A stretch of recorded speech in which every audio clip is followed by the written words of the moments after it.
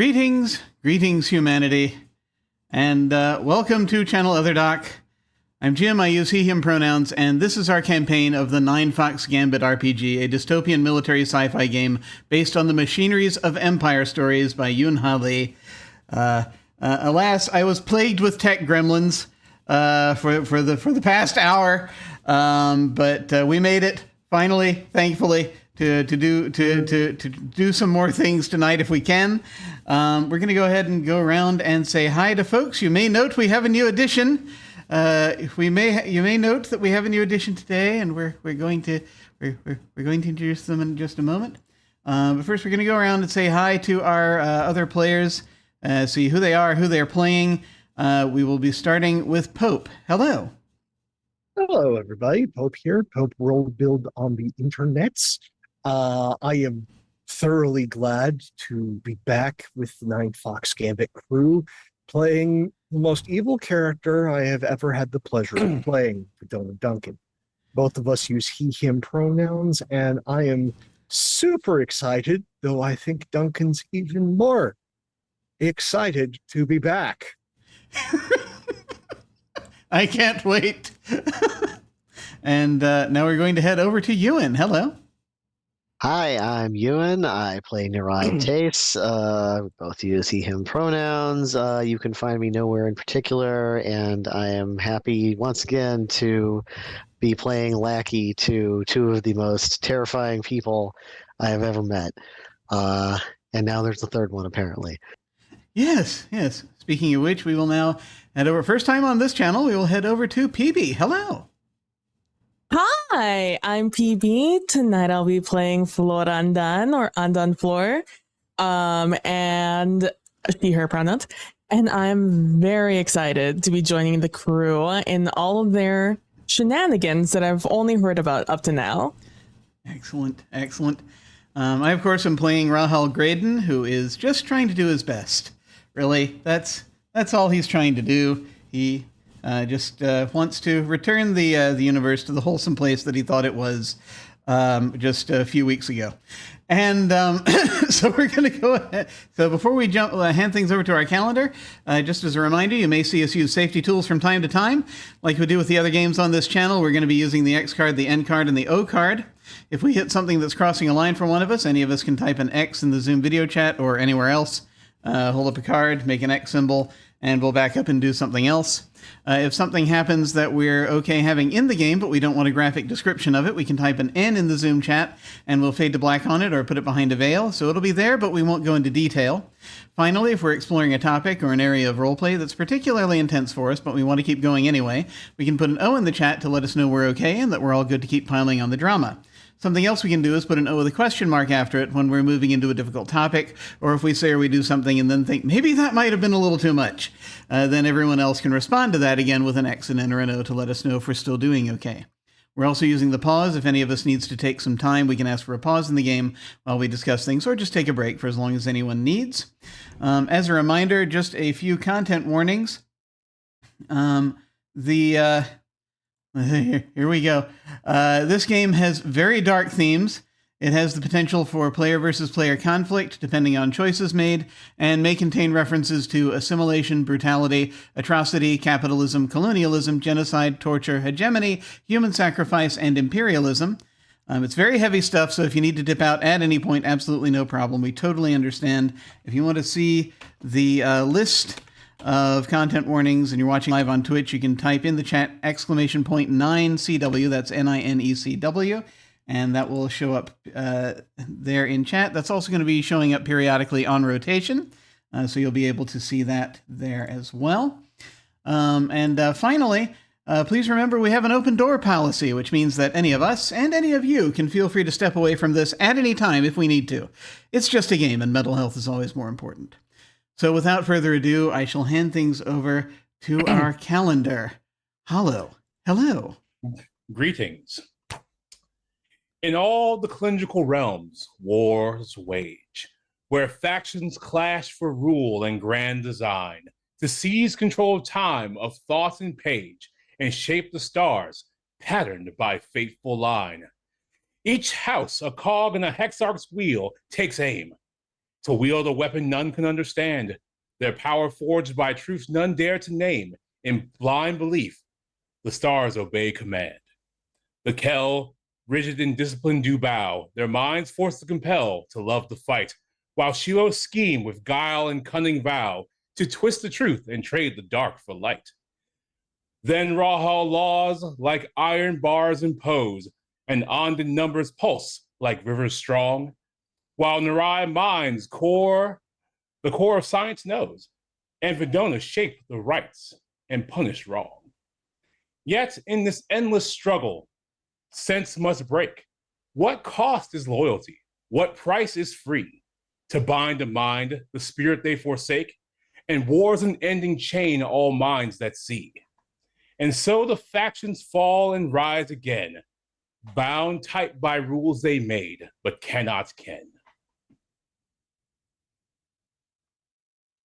Damn.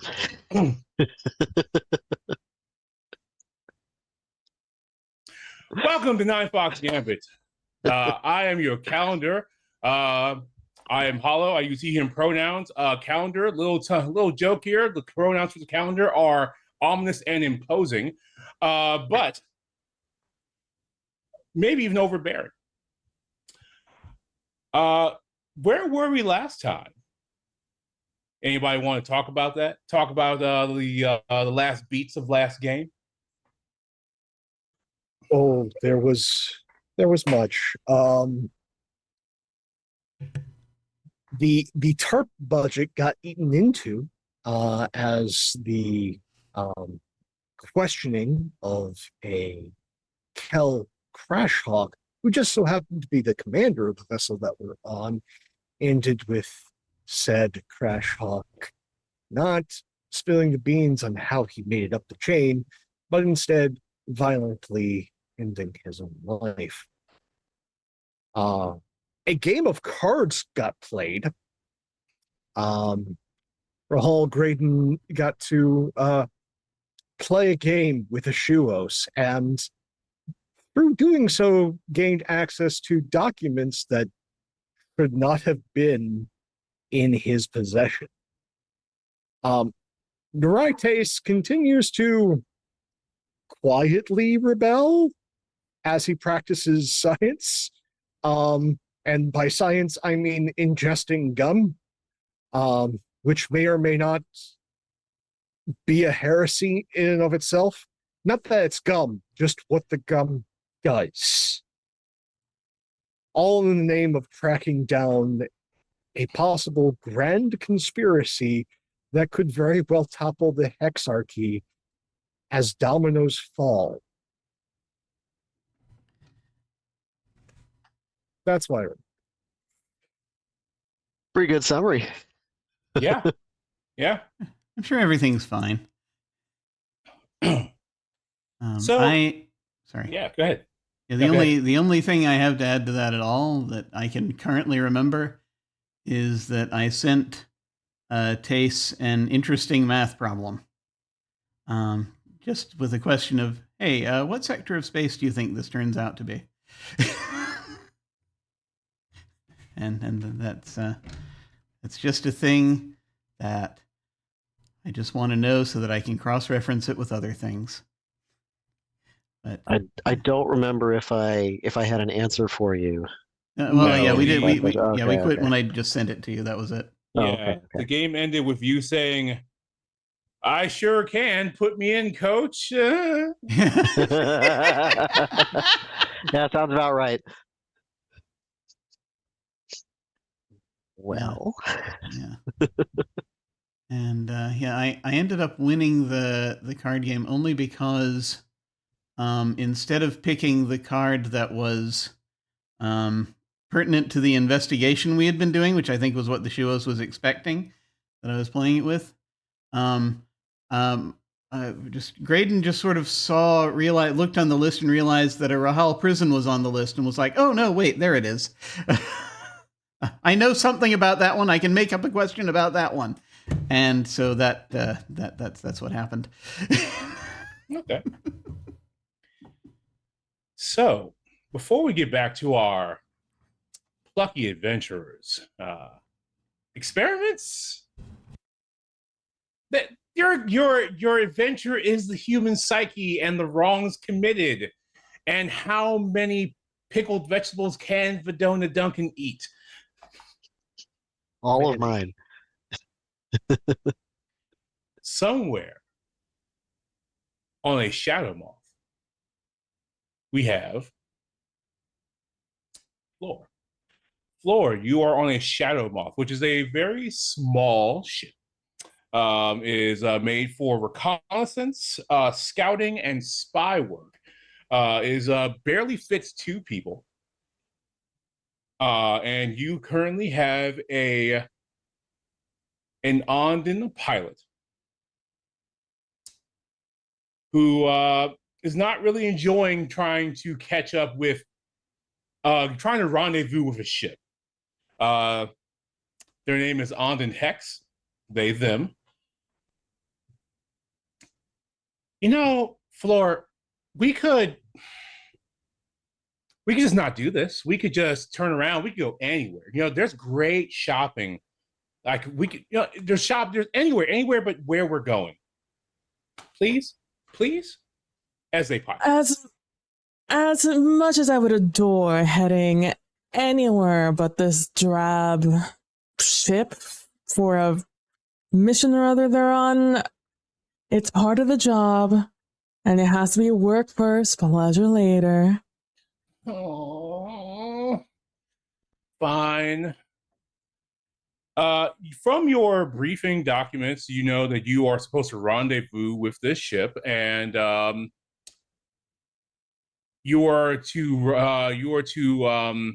interface with the crew and find the mission team. The mission team consists currently of a Rahal, a Vidona, and a Narai. You are being sent to investigate a calendrical disturbance and also keep tabs on a certain Shuos asset by the name of Shuos Co.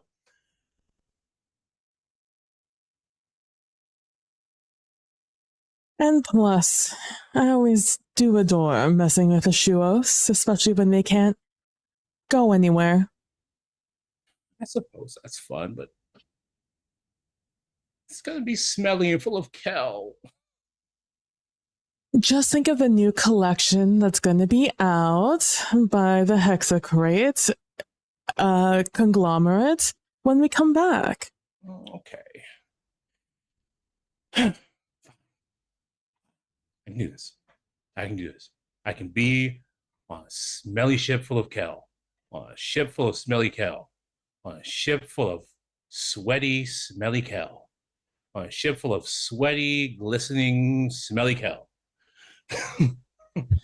My suggestion, a handkerchief and your finest perfume, and just hold it up to your nose. What are they going to say? Yep.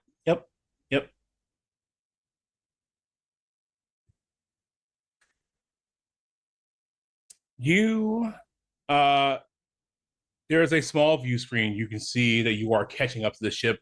Shadow moths, their big advantages are, one, they are incredibly fast, and they have cloaking capability.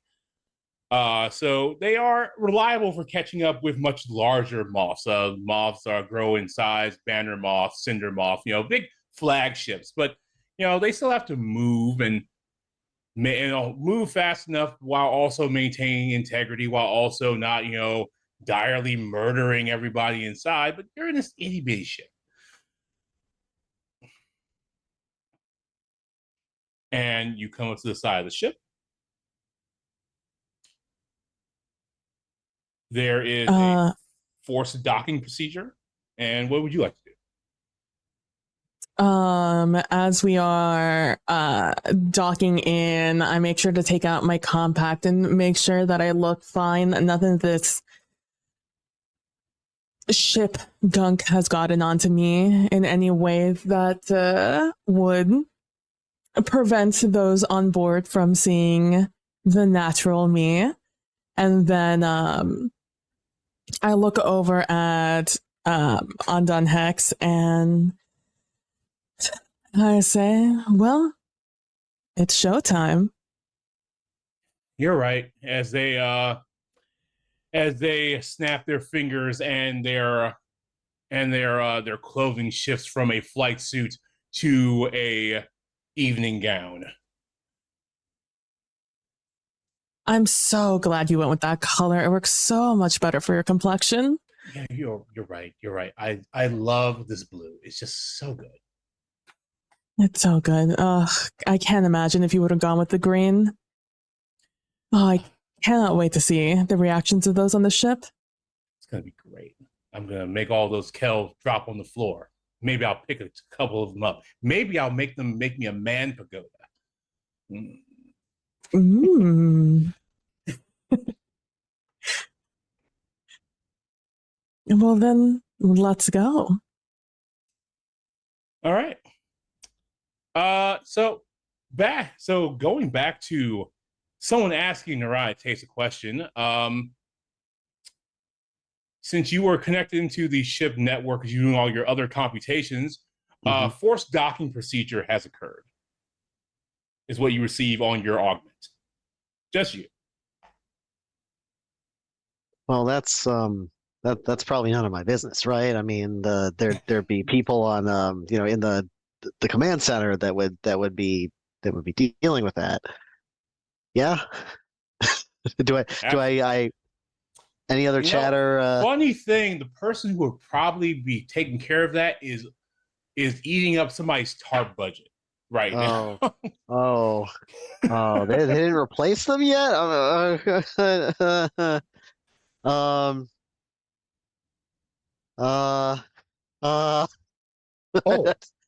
I have an idea.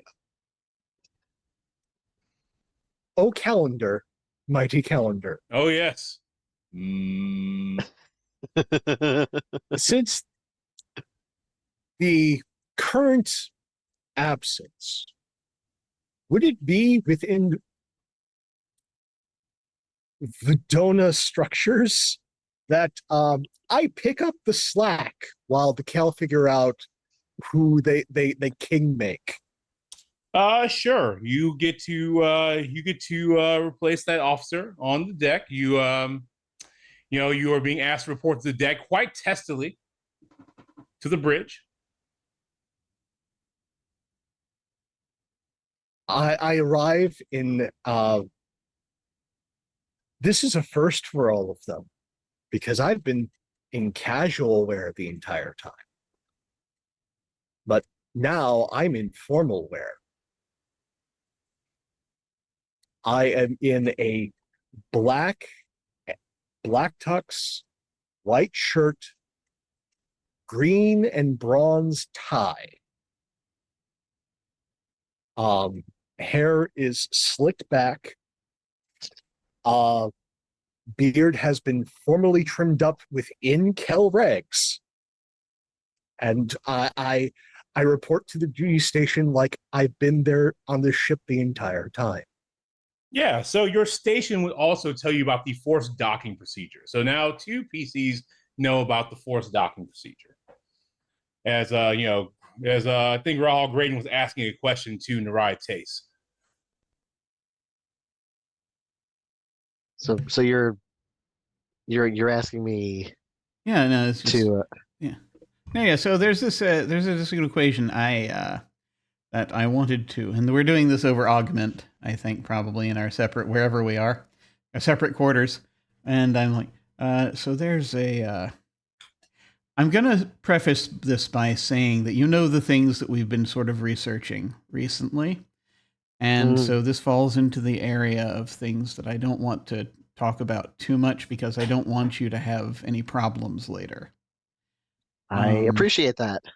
Right. Yeah. So I would think we may be getting close to that territory, if nothing else. So we want to be a little careful. But there's this equation that I have, and or this series of equations looks like. And so if I send that to you and you can figure out where that is, I I just need that so that I can figure out, I can eliminate a certain thing that's come up from the list of problems. If it turns, yeah. So coordinates. Yeah, basically. Well, and it doesn't have to be exact. I just need to know if it's any of the regions of space that we've been looking at, any of the, we've got like 3 different bases we've been talking about recently. I just need to know if it's in any of the regions near one of those 3. And if it's not, then that's good news. That's really good news. If it is, then that'll just be another challenge. Another challenge to look forward to sorting out. Okay. Yeah. If you want to, send me that, I can take a look at it. That is good, well within my capabilities. Excellent. All right. Good. Well, thank you, Tace. Here you go. Right. So I would start looking at that. So I'm like, what, simultaneously or just after that, receiving this notice of the Yes. of the docking. So I start kind of putting together the problem for my augment, and then I get this notification, and I immediately toss that on the back burner, and I'm like listening for network chatter, I guess, basically like is there any kind of activity on the ship that like somebody's aware of this or whatever. And if I don't get anything for a few seconds, I'm just gonna be like, sorry, we're on the unspoken law, right? Yeah. I'm just gonna be like, Are we? No, wait, no, the unspoken. no, sorry, We're in which the one are we Shattered on? Sorry. Skies? No, the Shattered Skies. Yeah, sorry. Shattered My Skies, notes are confused. Okay, so Mine too. I just kind of like kind of look around. I'm like Shattered Skies. Was this for me? And I don't expect an answer really because they never answer me. But I'm just like this seems like a maybe I'll just take a walk. I don't know exactly what's going on here, but I'll just take a walk in that general region of the ship. It's kind of strolling around, thinking furiously. What's the deep future space opera equivalent of carrying a sheet of paper and looking busy, so that everybody knows that I'm supposed to be there? The classic E4 maneuver. I see. Yeah, I have like a little notepad kind of thing or something. Electronic note, like those Data pad. pads. Yeah, data Yes. pads from Star Trek or whatever. I've got a data pad, and I'm just kind of walking and muttering to myself and not really making eye contact with anybody, and that's very standard Nirai behavior. So this should be totally fine. There's a picture that I wish I could share with the audience, but there's a picture in our chat about that is the equation. Okay. Oh dear. So simple. What the hell is going on? Okay, well, I'll get back to that. I guess as I'm walking, since meat space still takes time to travel through, I will continue trying to kind of slice and dice that up into something that my augment can actually make sense of. And just kind of keep going with that. I don't know if I need to roll for anything or if I'm just kind of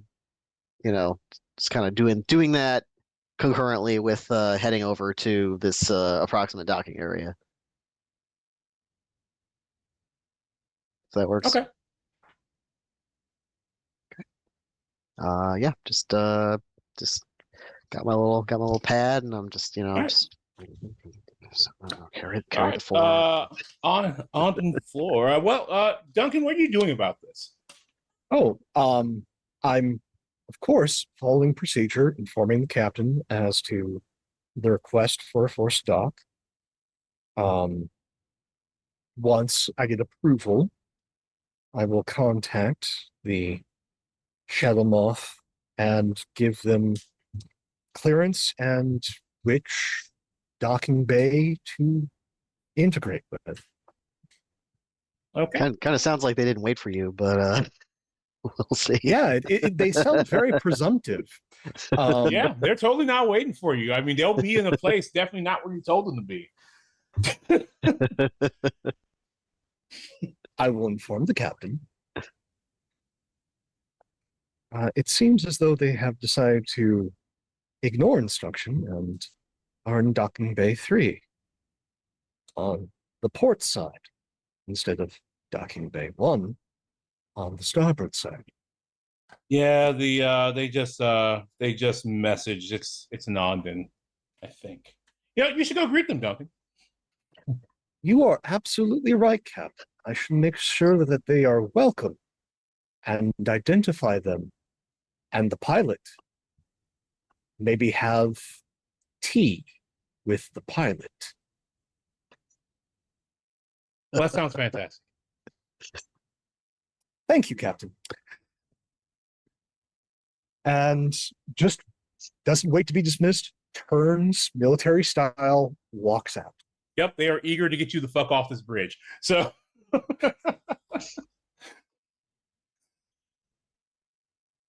So yeah, you can make your way down to Docking Bay 3. In Docking Bay 3, Floor and Hex are getting out of the ship. You can describe yourself as Duncan and appears in the room, thanks to variable layout. As you see, Andon Floor come out for the first time, the doors open. She waits, a moment before she steps through, one long leg in first and then the other one. And you see this I would say like a solid 5'7", 5'8" woman walk out.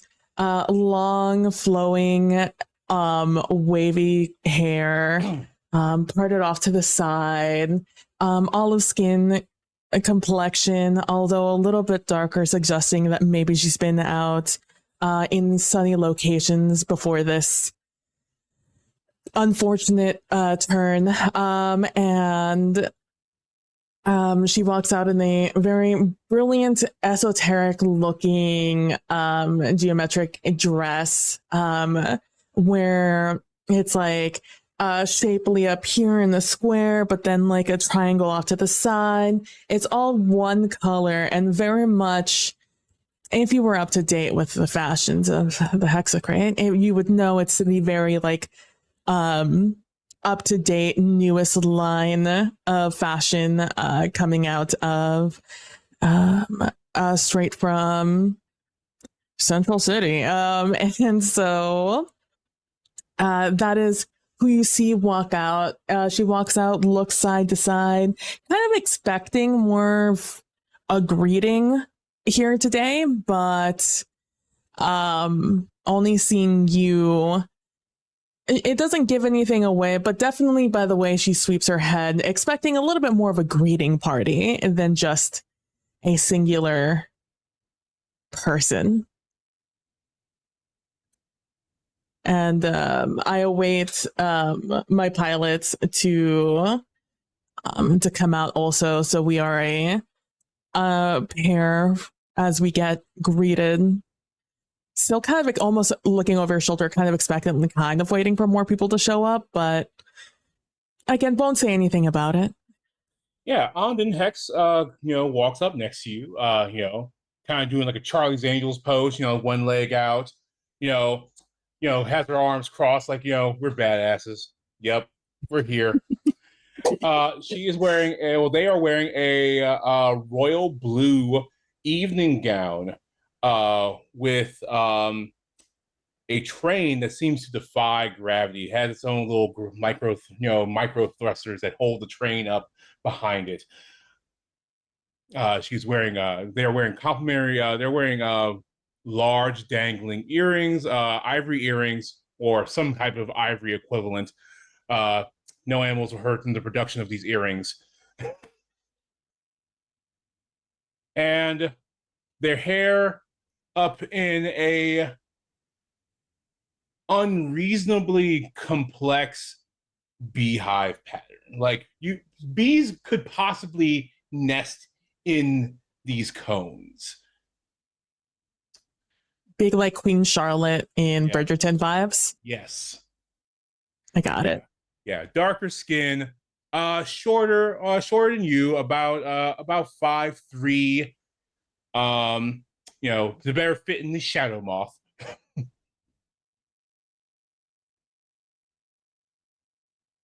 And their shoes seem non-existent, but they are definitely on some kind of riser or something because their feet are not touching the ground. But it's definitely not a flying or floating thing. They're just, you can even hear the clip, clip, clip of their evening shoes. They are just not visible. That's so cool. And Andon Floor will kind of just stand there expectantly to be addressed. And she'll just stand there like almost posing with Andon Hex. Just standing there expectantly, very much catching her angles.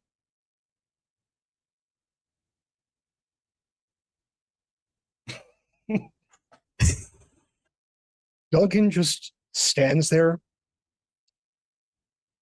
fist clenched with one hand, the other hand just casually holding. In front of him, near where he entered, there is a very mild smile on his face. I want you to picture, again, in formal wear, a young, bearded Raymond Burr, all 6'2" of him, very broad-shouldered.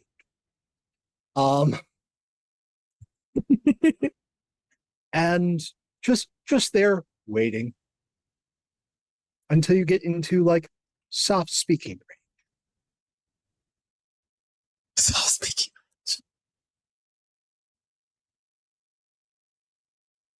Salutations. I am acting Commander Vidona Duncan. Pleasure to meet you. Do I know any of the names of this mission crew that I'm supposed to interface Yes, with? Or you just have found I do? one. You have found one of them, the Vidona Duncan. Oh. Well, Vidona Duncan. Acting. Yes. Interesting. Had a mishap.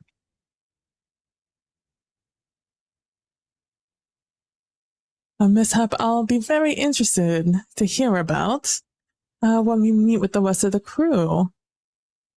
I am on Dawn Floor. Of distress. I would probably wait to meet the majority of the crew.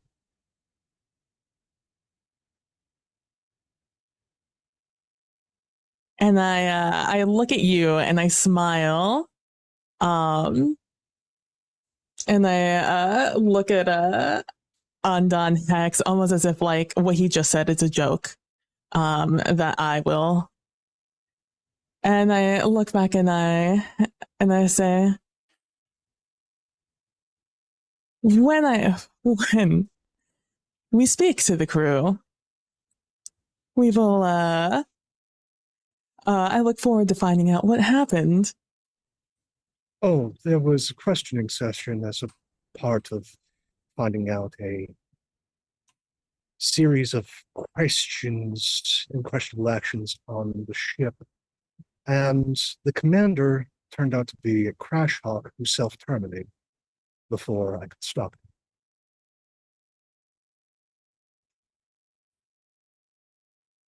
him. Sounds like some interesting things are going on this ship. Yes. Well, and I'm guessing this is your pilot. Yes. And I motion towards Andon Hex to allow herself to introduce herself. I am Andon Hex. I'm not really critical to things here. You can show me to my quarters.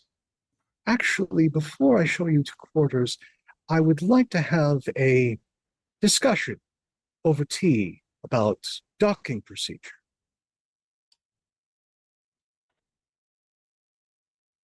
She rubs her chin.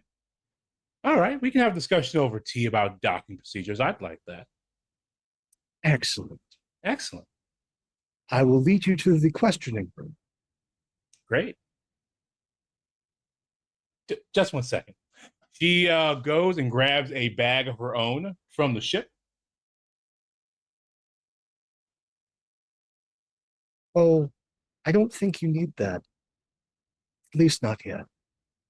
Oh, if we don't, then we're not trying. Come on.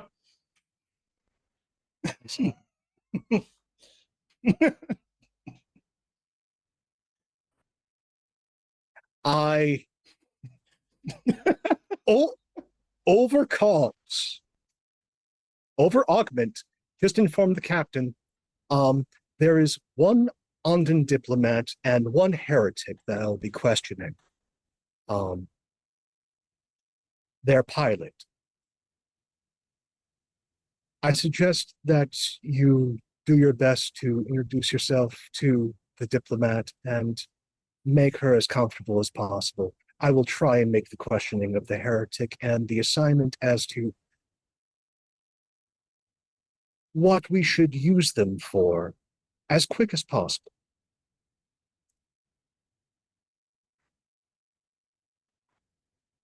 As we end up at as you direct me when we reach the fork in the road of you go one way, I go the other. I'll say, the officer's mess is going to be off to your left, and then the diplomatic quarters are just across the hall. The signage is not necessarily completely up to spec. We are going to work to correct that, but you should find your way there quite easily. Of course. I look over at Andon Hex and I say, I look forward to seeing you after your rendezvous. And I love an interrogation. And I look at you and at you, Duncan, and I'll say, she really does. And I almost think she does it on purpose sometimes. And I turn around. She likes meeting other people. A smile that tells you that you're not going to see her again. And as you look at me that way, I look at you like, interesting. That's cute.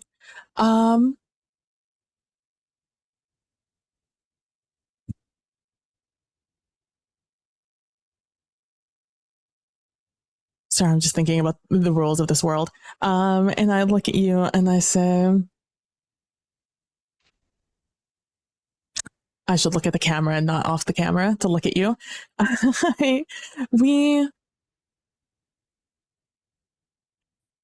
We'll have an interesting interaction if I do not meet for dinner with Andon Hex after this.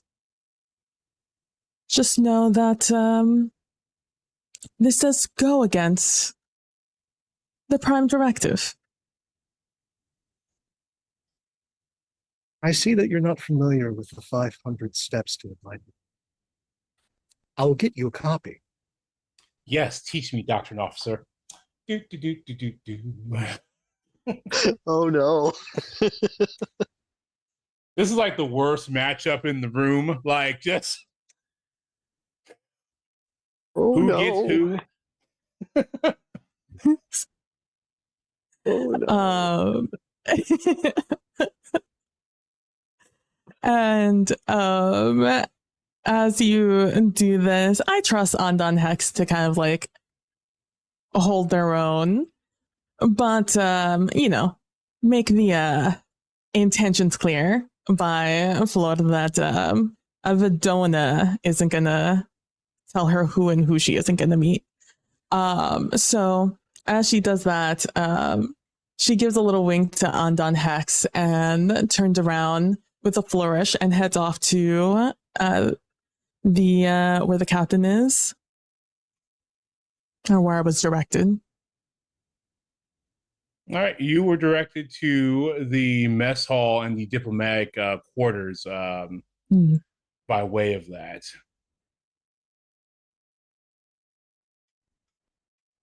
And PB is going to keep an eye out for little Narai, looking at his little notebook, looking busy.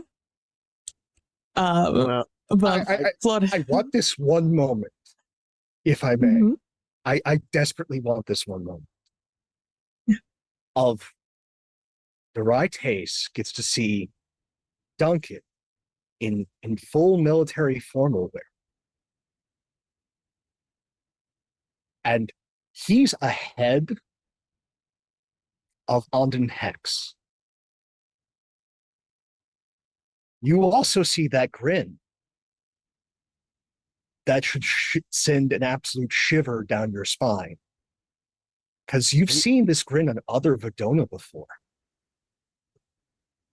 yeah, I would say I was held up a little bit by not having the fastest route to the hangar, and kind of going into the hangar and there's nobody there, and just kind of like, going up and knocking on the hatch. Hello, hello. Oh, nobody's here. Crap, they must have gone already. I guess I'll just kind of, take a walk back toward the more familiar parts of the ship, and I would probably just come around a corner and just kind of look up and just freeze. Absolutely just freeze dead.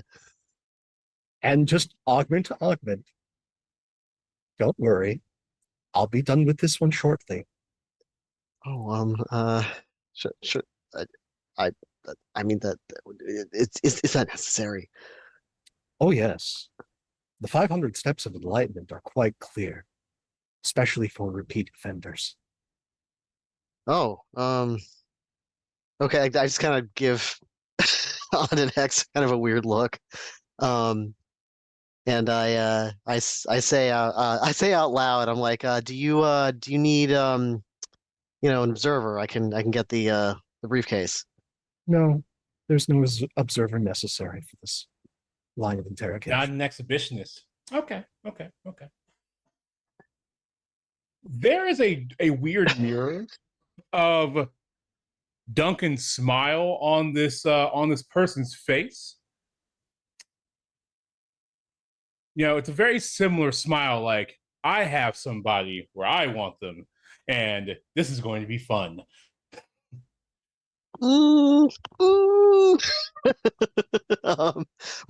I just, there's clearly no reason for me to be here. That I guess I'll just I'll just say, hey, I'm working on a calculation for Graydon, but I'm just a call away. Certainly. No, thank you so much, Neurontex. I Okay. look forward to discussing things about mathematical equations and our new diplomat on board vessel with you soon. Oh, this isn't okay. Oh no, this is the pilot. Oh, okay. All right, where'd you send the diplomat? Like off to the captain, I Diplomat guess? quarters across from the officer's mess. Oh, okay. I okay. Well, I'll leave you to it. Thank have you. have a good time. I just kind of I like speed walk away. I'm just toward diplomatic quarters. Clearly, I'm a little confused about what's going on here. I'm trying to figure out. I don't typically, want to involve myself deeply in whatever the hell is going on here, but I'm very curious now. And I'm a little worried about what the hell. I think everybody kind of gets the feeling at this point that Vidona Duncan is maybe a little bit of a loose cannon, at least when set loose on this ship. So so I'm just gonna You're a loose cannon, Duncan. Give me your badge. just kind of just gonna kind of continue casually speed walking as quickly as I possibly can. Kind of breathing hard after about 10 steps. And just see if I run into any diplomats I don't recognize.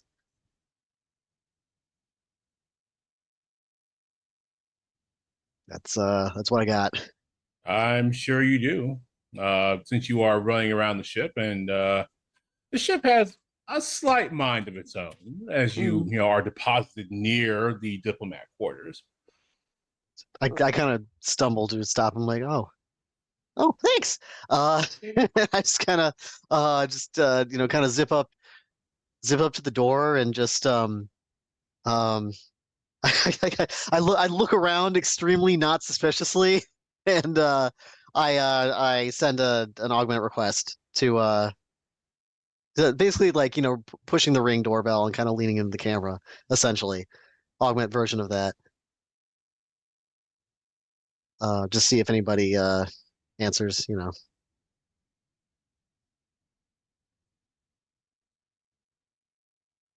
I like to think that the ship wanted this to happen. So as I'm walking to the direction of the what I believe to be the mess hall, I turn the corner and I see who do I see? Nerai Trace.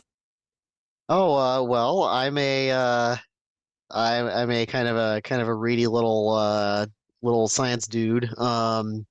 I've got completely cosmetic glasses that have no lenses. They're literally an affectation. And like shoulder length, just like straight black hair. And I have a perpetually hunted expression, which is relatively new new thing for me.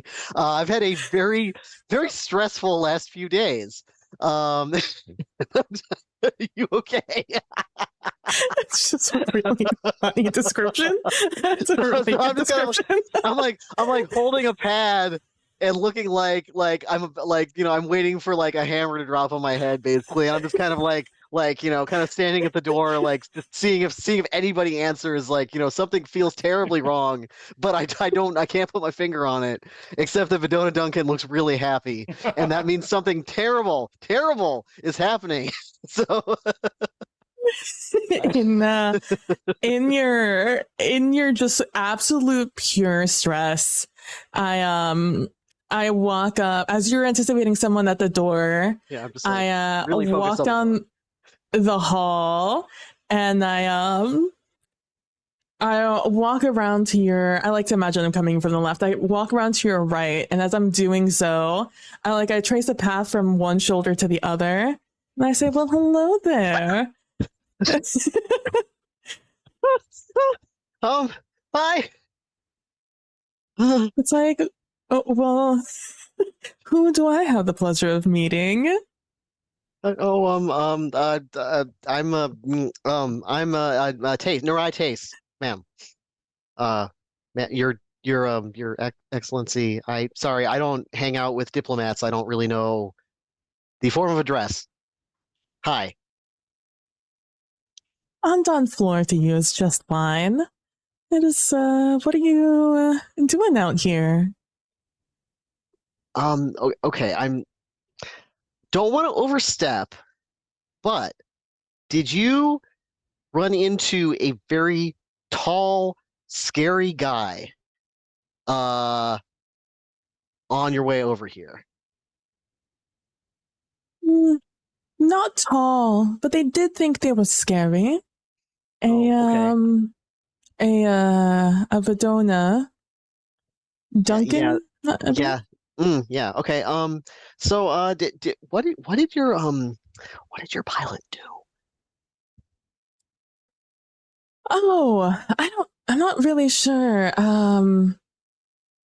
But if I had to guess, probably did not do some sort of docking procedure correctly. I don't really listen in on that part. Oh, that was the force docking. Did anyone else did anyone say anything? Did anybody? No, they wouldn't say anything. Kel. I'm really worried about your buddy.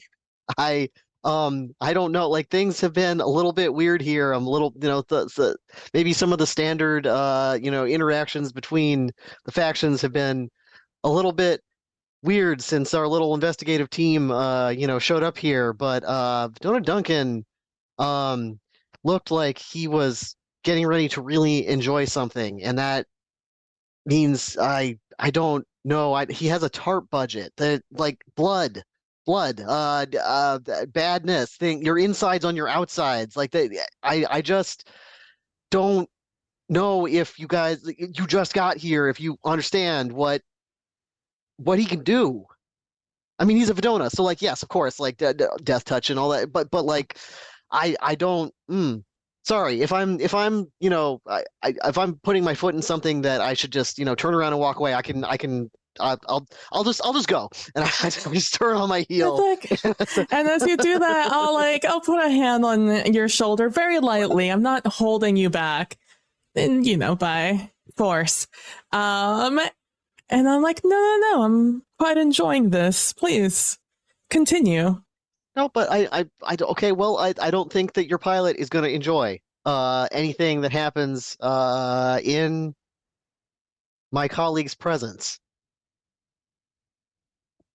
Andon Hex does tend to have fun in these kinds of interactions. I would say she enjoys it almost as much as any interrogator. However, so I'll give them a little bit of time together, get a feel for the situation, and then we can go and intervene. See the result of their interaction. He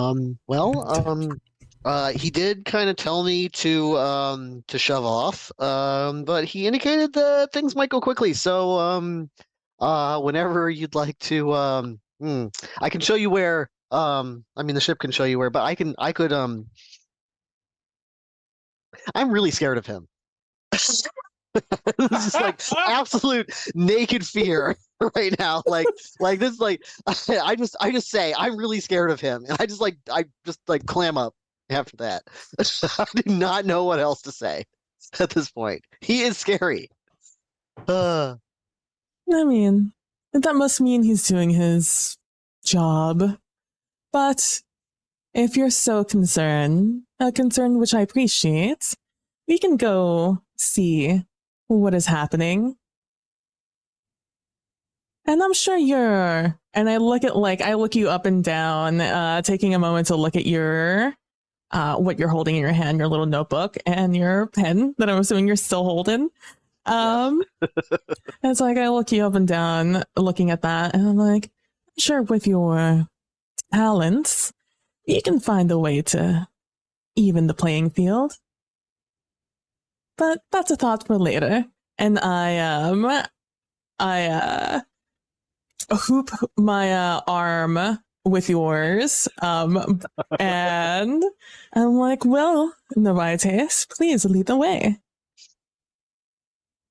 All right. Well, I'm being, this is my fault for getting involved at all. Obviously, I don't say that out loud, but it's just like I'm being unwillingly dragged into this deeper. So I will I'll take her there, and I will make extremely awkward small talk the entire time because I don't know how to keep a silence silent. What brings you to our ship that I thought was on some kind of secret mission in deep in the edges of the Empire or something. They didn't really tell us exactly where we're going, so I can't really help you out there. But maybe you know more than I do. A secret mission.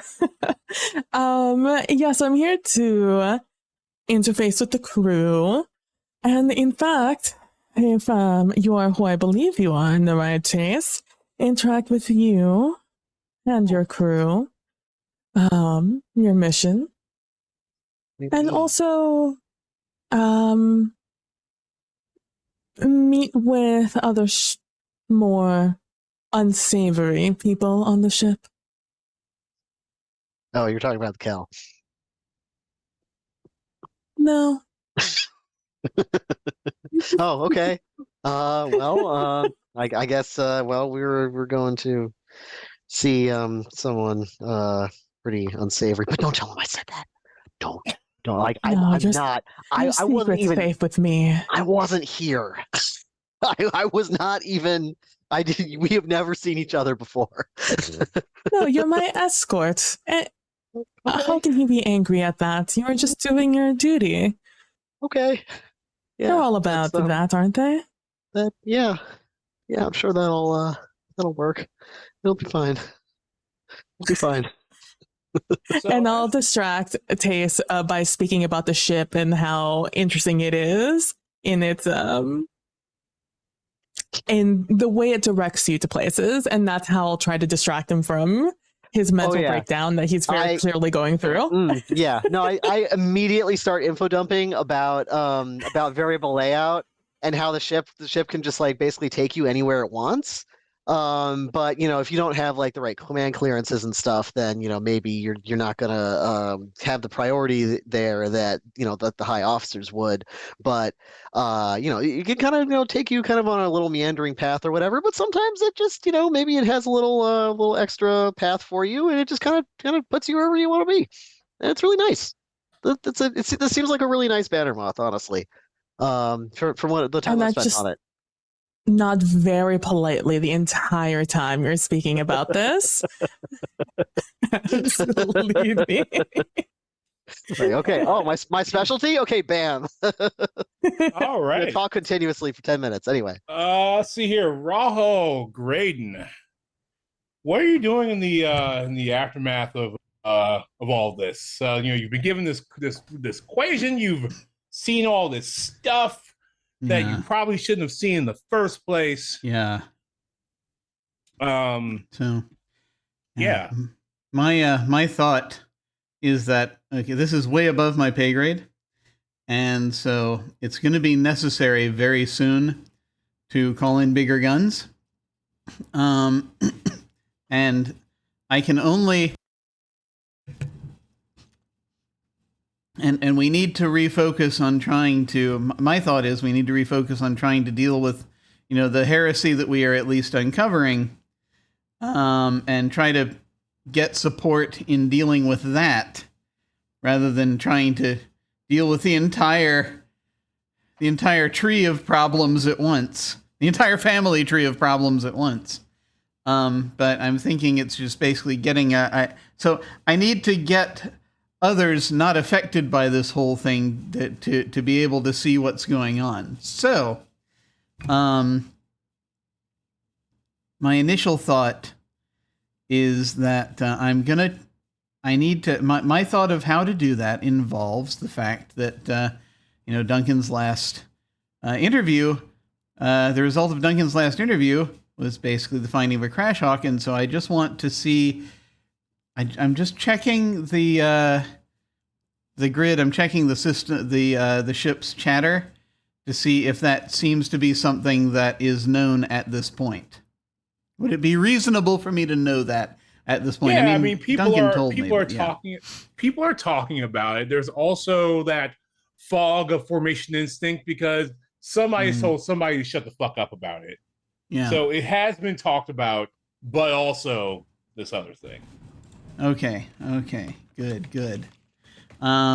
So that being the case, that means that the next plan, Graydon is realizing he's not going to just immediately call for Inquisitors because he has to respect the chain of command on this ship, even though he's technically outside of it.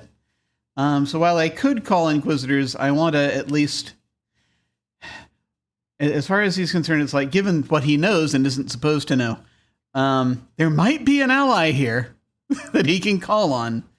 So he's going to, but he just wants to make sure this isn't going to mess anything up crucially that Duncan has been working on, blissfully unaware of what Duncan is currently doing. So I am just going to, let me grab make sure I have the things in front of me. I'm just basically going to ping Duncan and say, I am thinking it's probably time for me to talk to the doctrine officer.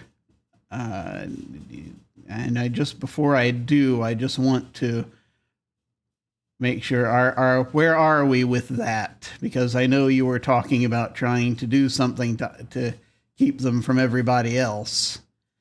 Is that but I think things that last interview you did kind of escalated things, and so I think I need to talk to them ASAP. So where are you with things, if I may ask?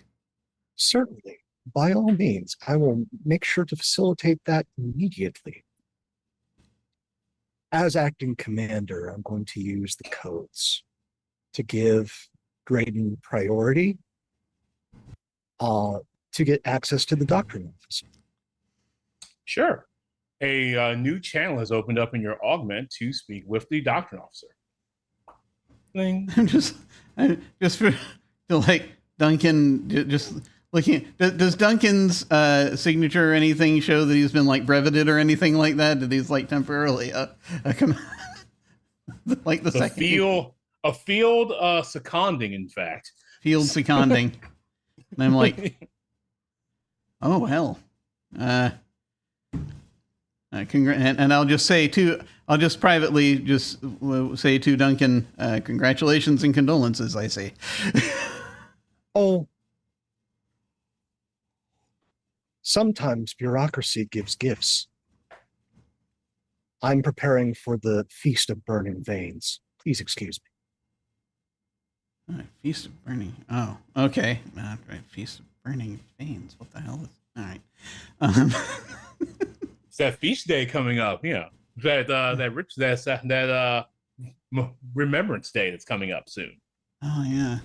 You gotta make sure we're good for that. I'll look that up later.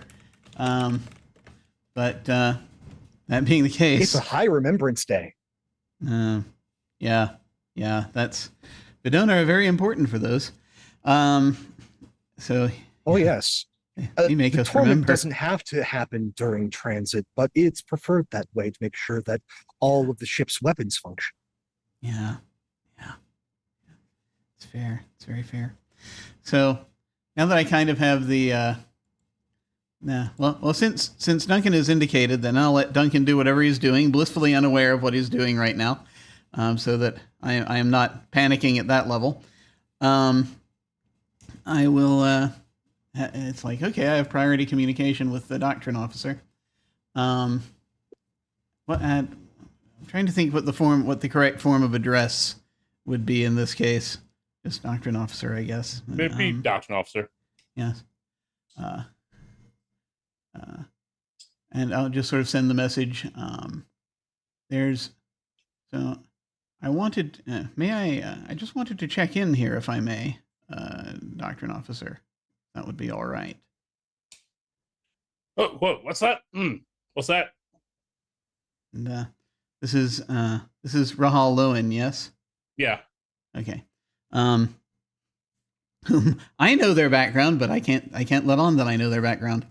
But Graydon thinks Lowen is a target for the shenanigans that are going on. So Graydon's going to say, so I presume that sir, that you've been paying. You've seen what's been going on with respect to that you saw that you heard what was going on with respect to the commander. Yes. Yes, terrible business. What a sloppy execution. Should have saved him for a remembrance if he was going to do all that. No. Imagine a man just talking through his entirely too large mustache. Oh my God. Oh, nice. I much respect to the mustache. But so Graydon will say, I reckon, given that is that's a very serious matter for a one who's for him to have reached that position then, and I was thinking that just given everything and given the atmosphere that I'm seeing on this ship, and the direction thus far things have taken with the first interrogation. I don't know if they talked to you about that, did they? I am still waiting on after action reports. That Verdona is very pinned up very nicely, but they need to get better at their paperwork. I swear.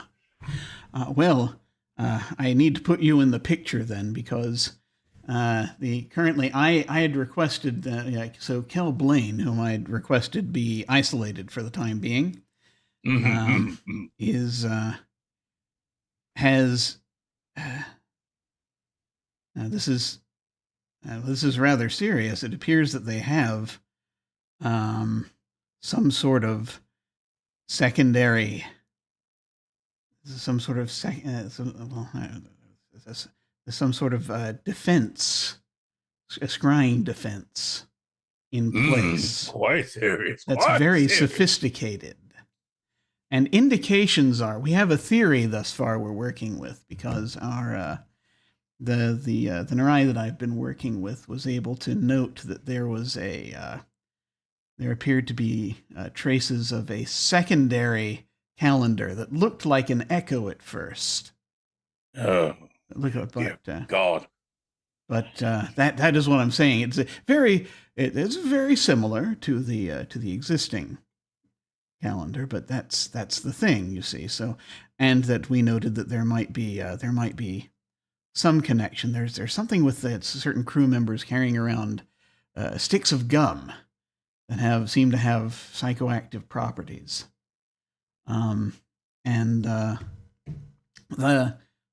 Unfortunately, the commander, who was just recently deceased, we found on their person a device containing some of the tree saps, so that as far as we can tell, comes from the same place, and seems as the gum would be manufactured, and so there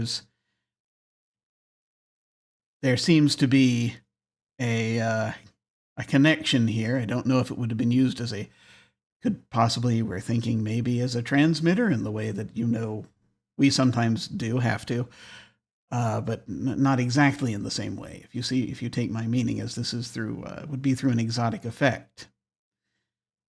So I am wondering if it is time to call someone in on this.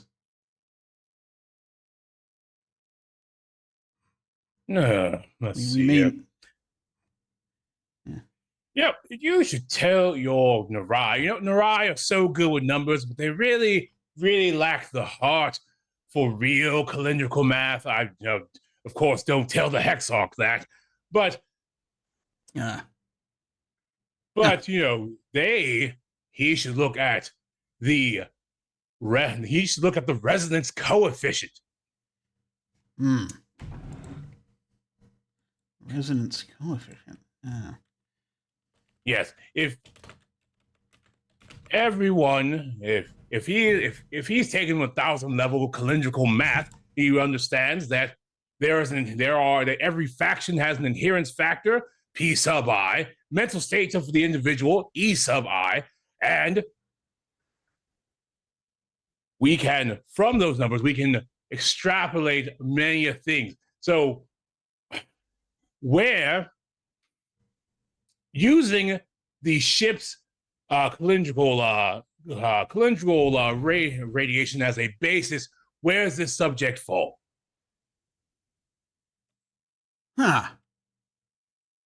And so this we are talking now is more Rahal math, I think. If so, is this anything that would be familiar to me? Or so no? the Rahal have they are not known for their mathematicians, but the Rahal Academy does have a entire school dedicated to calendrical math as it deals with individuals, psychological resonance, calendar constants and modifiers as it deals with individuals. They also have a great theorem out that the Verdona really like about the sacrificial amplification factor. But We don't talk about Okay, so my impression is that Graydon this wasn't the maths wasn't necessarily Graydon's stronger area. I think Graydon was stronger in scrying. I think probably, and so that's kind of more the direction his teaching went. And so he's like, I see. So that'll probably help us narrow things. That might actually help us narrow things down quite a bit if it on as far as on this ship goes. So then that being the case, though, do you think it's time yet for us to call in anyone, any inquisitors or anything to help us with our scrying when it comes to it? I think that we'll have to have them meet us somewhere because we're not fancy like the shoes full of shadow mauls in our pockets. No, definitely not. Well, well then, if you think it's a good idea, then though we can at least send out a request and see if we can meet up with them eventually. Yes, that would be good.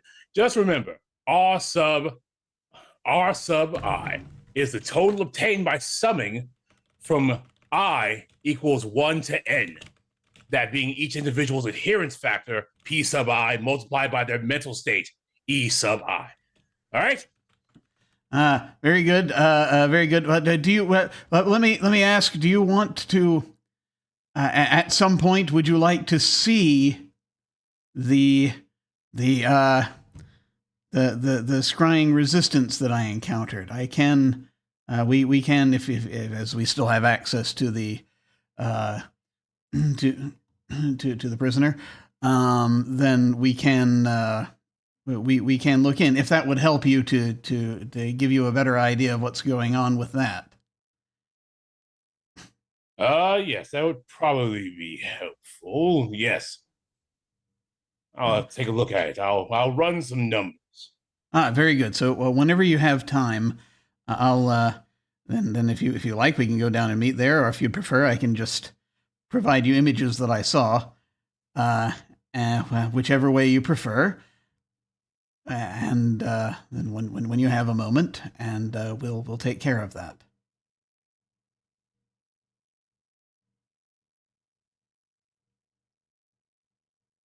So all right, very good. Let me know when would be good, and we'll do that. Absolutely.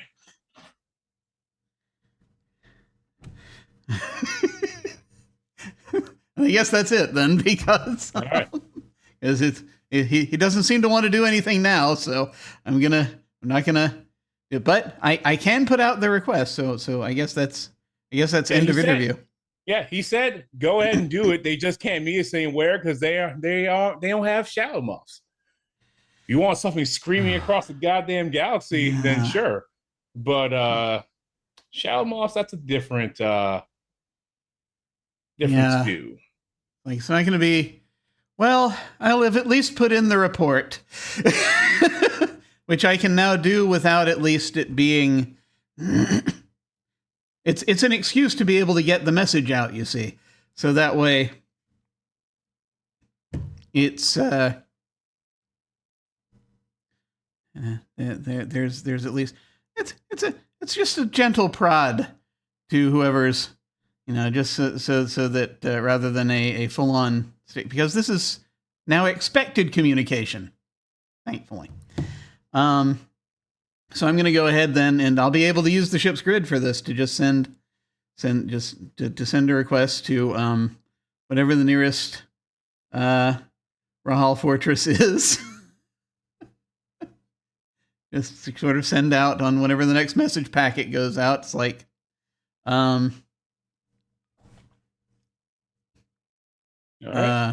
potential heresy. Inquisitors requested. We need we need a 6-pack, basically. Or there are at least 2 of us here, so how many Rahal are on the ship? Do we know? 2. It's you 2. Okay. We need 4 more to make a 6-pack. All right. Noted. Yeah, so that that terrifying message has gone out. And then I'm gonna send Tace a message, which is that unless this isn't no, he said to have the Narai do it. He said to have the Narai do it. So I assume this isn't proprietary. But I will send a message to Tace. It's like, have you checked the resonance coefficient, by the way?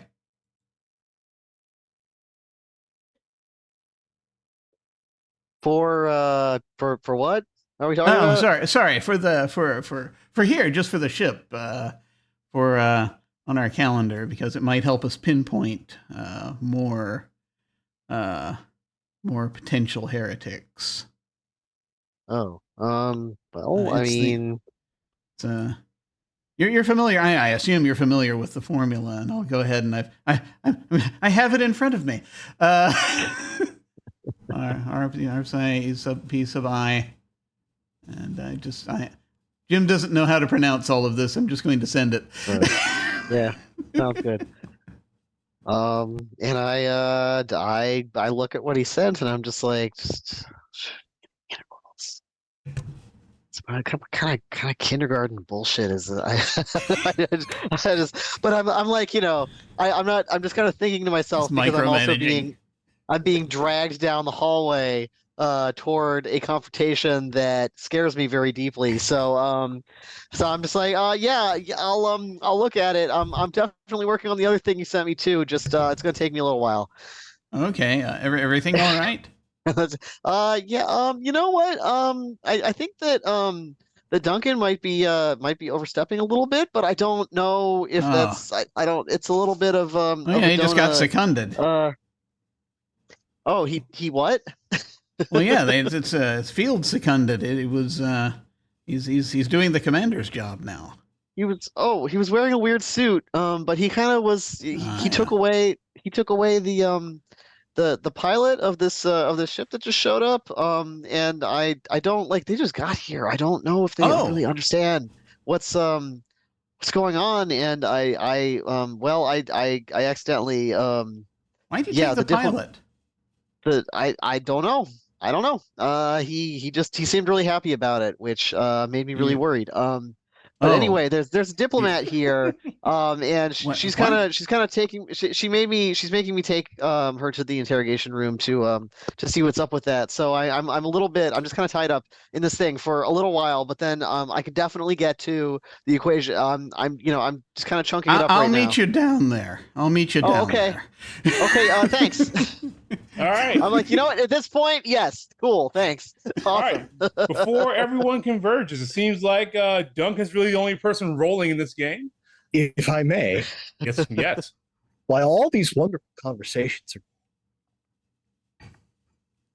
are, I am strolling almost like Data at this point,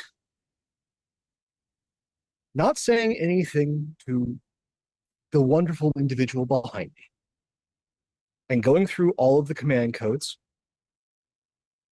and getting ready to lock anyone but the captain out of getting to the interrogation room, let alone unlocking it. Okay. So you can certainly do that.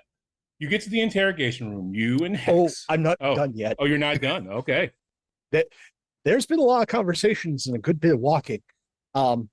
Before I commit to the bit, as it were, I want to pull up the service file on Ondon Hex. Sure. What are you looking for specifically? Instances of infractions. Well, from childhood.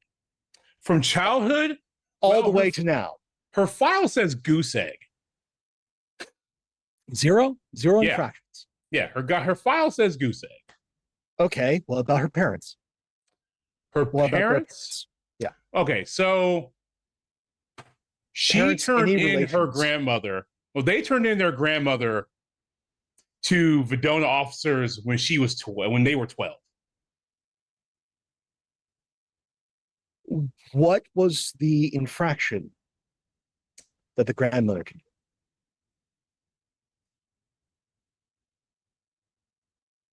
The infraction, as on paper, is looking ill at a hexarch. Oh, But the description is that they didn't like the way that their grandmother was looking at a hexarch while they were on a view screen.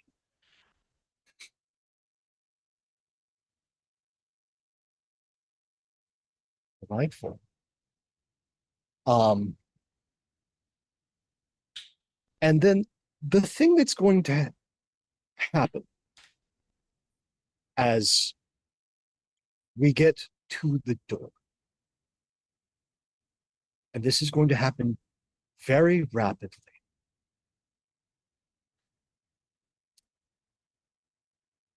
This is for your grandmother. And I'm going to just throat chop her, trying to break her trachea, and then attempt to immediately produce a black drawstring bag. The drawstring's been replaced with a large zip tie. Put it over her head, tie it, and then get into the room. Sure. Let's roll. Yes.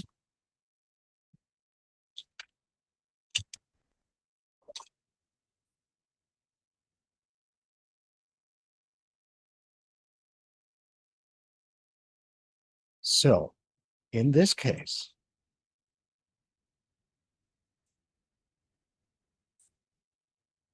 I'm invoking loyalty to the Hexarchy. Above all, I am get 3 dice base. I live in the world made of cardboard because this is meat.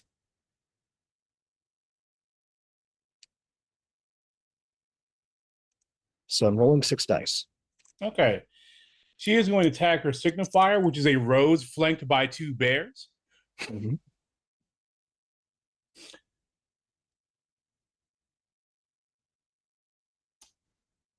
She is going to tag one of her edges, which is people always underestimate me because I'm small.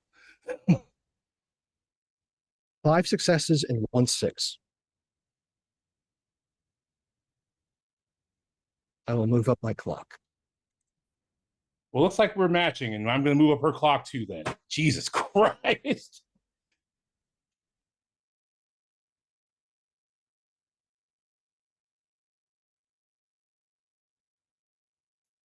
So who wins on ties?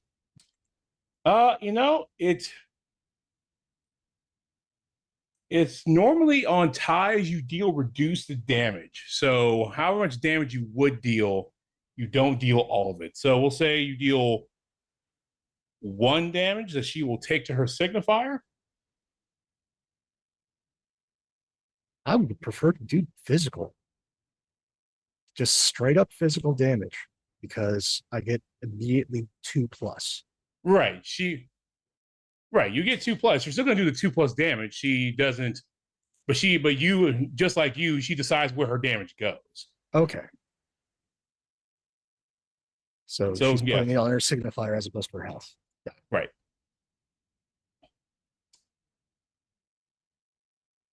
The only time that isn't true is when you are directly targeting someone's edge. Okay.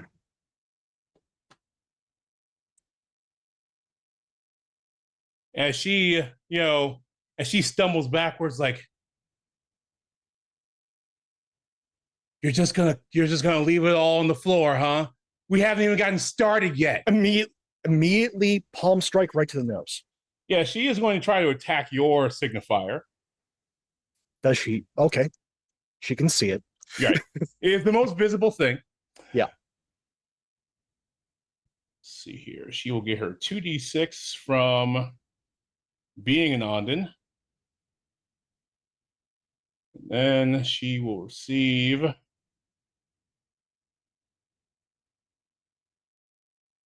1d6 from I'm good at seeing my enemy's weaknesses.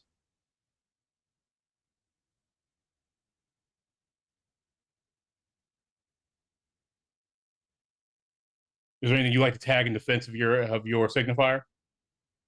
Yes. loyalty. Okay. Hit my 3 base. Live in a world made out of cardboard. So I will get my 6. Let me see if there's another of the base locationals that I can tag in this one. I will take any advantage in this moment. Right.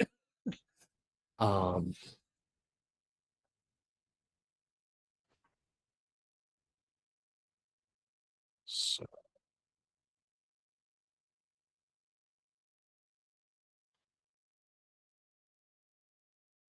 and right now I'm the commander. The lesser must submit to the will of the greater.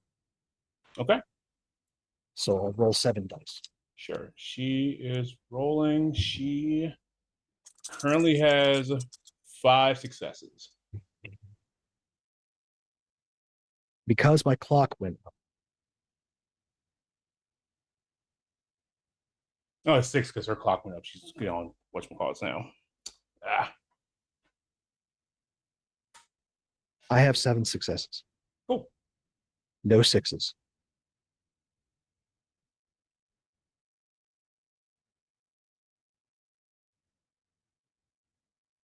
Yep.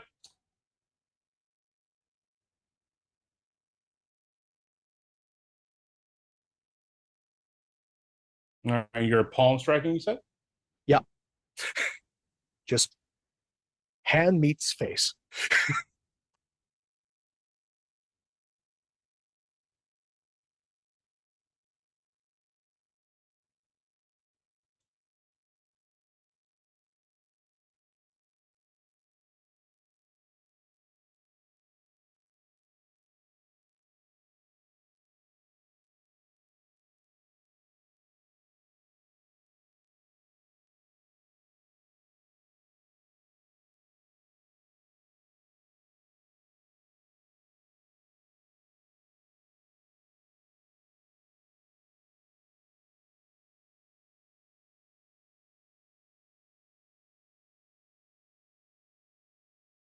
And depending how she responds, if the face is still there with my hand in it, the next action, if she's not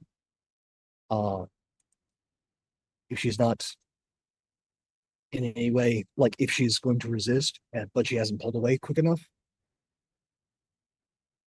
palm goes to claw, rake face.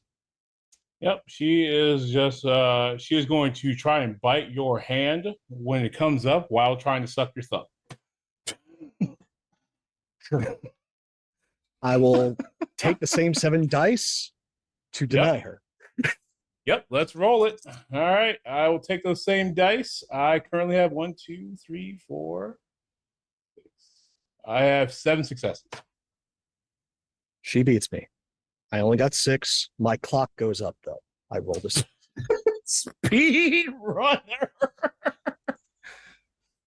So yeah, you try, like, she sidesteps just a bit and she puts her entire mouth like on your like hand around the thumb, and you just feel just this like sucking motion on your thumb as she like looks at you like, "Are we having fun yet?"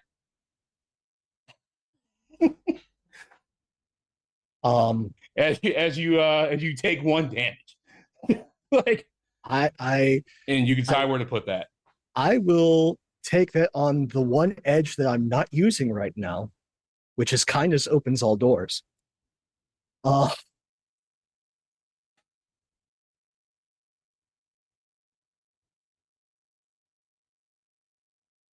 And I'm going to try and sweep the leg.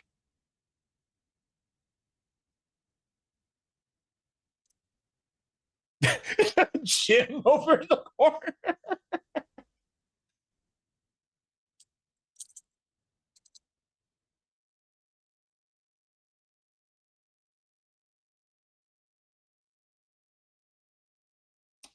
She has. I have never seen as many 5s in my life. Yes, we. I have 6 successes. What about you?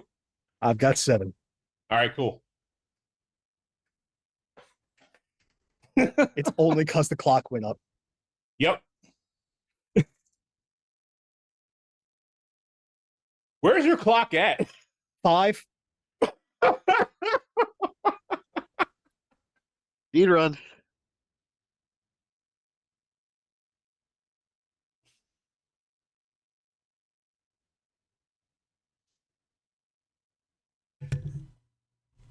All right. She will during- take. As this move's going forward, there's just a message to the captain.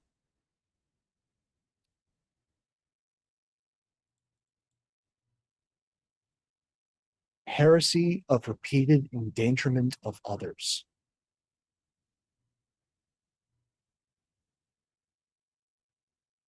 Heresy of failure to comply with a superior officer. Heresy of unwanted sexual advances. I mean, all right, you got her on that. You got them on that one. You got them on that.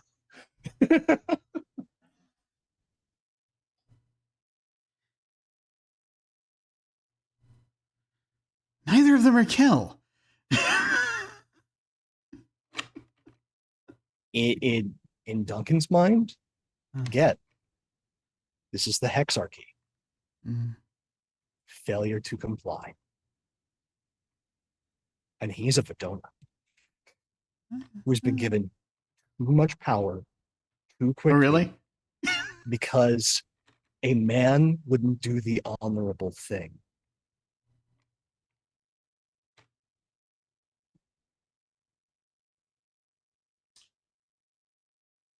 Okay.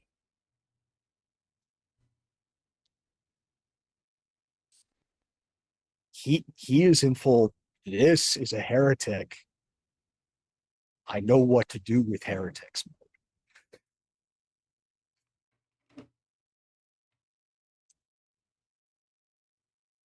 And her failure to crumple and her continuing to resist and resist with skill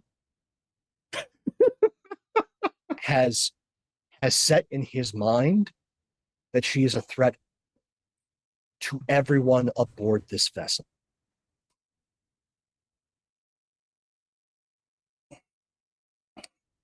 She looks at you and says, around your thumbs, says, "Do you feel like a big vagina beating me up?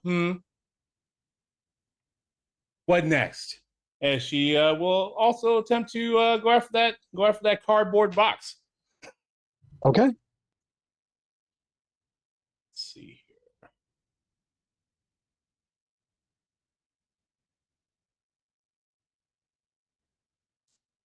Seven.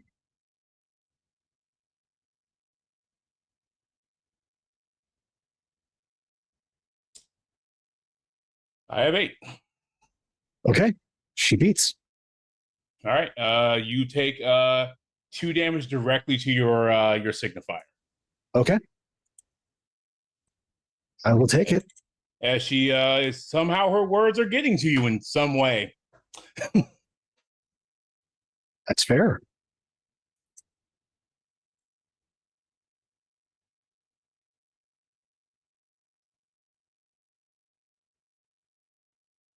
He is going to continue. He is firmly in his indoctrinated state. There's barely a thread hanging.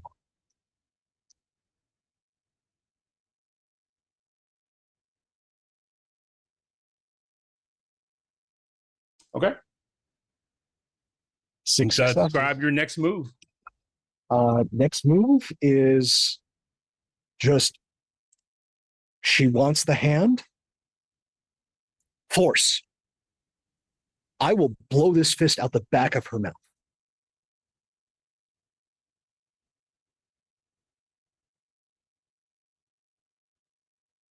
All right. Let's roll it. Yeah, got 6. I will decide if I'm spending XP or not, pending on what is rolled. 1, 2, 3. It's like we tie. I will spend 4 XP not to advance the clock.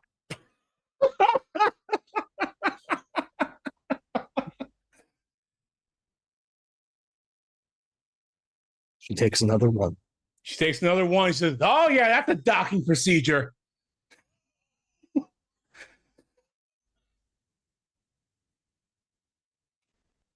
Are you guys still in the hallway at this point? Yes. Having a fight in the hallway. But also, like, I have set everything to pretty much, unless you're the captain, you are taking the longest route to get here. Fair.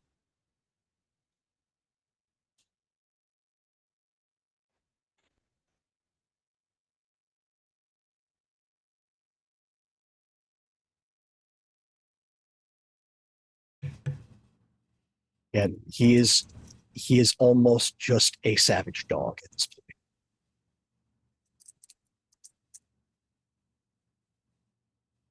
Happily info dumping about variable layout. Boy, it seems to be taking a while this time. There must be some priority stuff going on. Yeah, she looks at you and says, "Oh, you're such a good boy working for the Hex Arcade. I love that about you."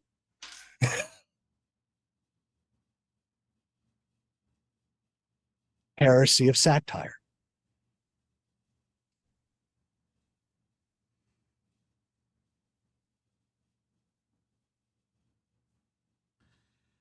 Uh, And I would like to do something absolutely awful. Sure, she's gonna roll for her signifier attack. What's your awful thing too? I'm not fighting her in this moment. I'm going to hold absolutely still. I'm going to use the command codes to vent all atmo in this section forcibly. All right, we'll see what both of you do. All right, I love a good mutually assured destruction. So as you are doing that, I guess she's going to roll and get 7 successes on her roll to get that signifier. We tie. All right, then you only take 1. The rules are very clear about that. You tie, the person defending takes 1 damage instead of 2. Okay. I take another one to my signifier. Block hasn't advanced. Now I will roll to see if we can vent atmo. All right, yes. Roll to see if you can vent Atmo. That's a 6. Depending on what happens, we'll see if I spend more XP. Sure. I mean, Atmo is vented. Now you are both in partial vacuum,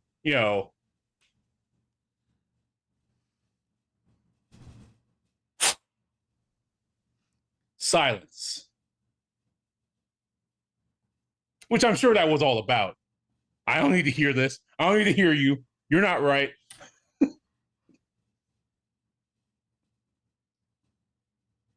As I'm holding my breath, I'm producing the bag and just trying to get it over her head.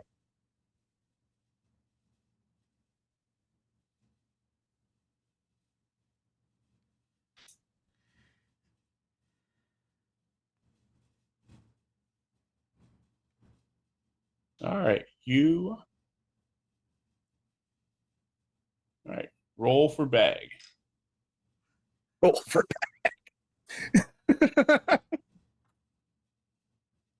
that should be a coffee mug.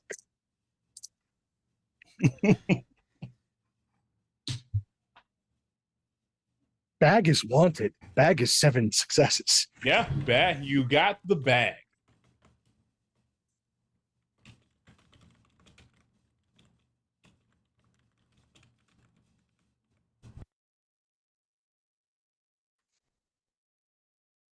And in that moment, as he is happy if they both die here. He will have done his duty.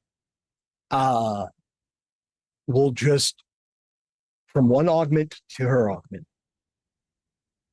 submit or we both die.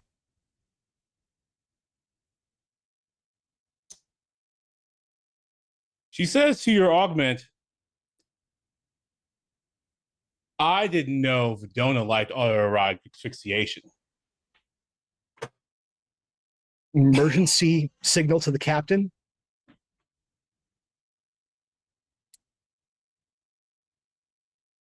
Neutron purge this section.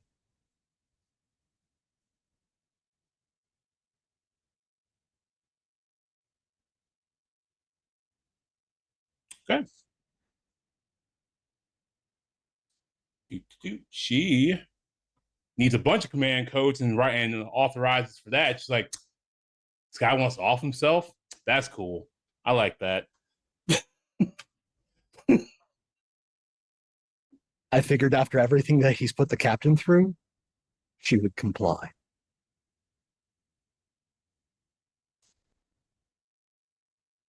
Without paying attention. Yeah, she would. She is absolutely furious at you. And he's like, sure, you want to go and do something? Yeah, absolutely. Just from that she needs 2 other sign-offs on her actually purging a section in that way.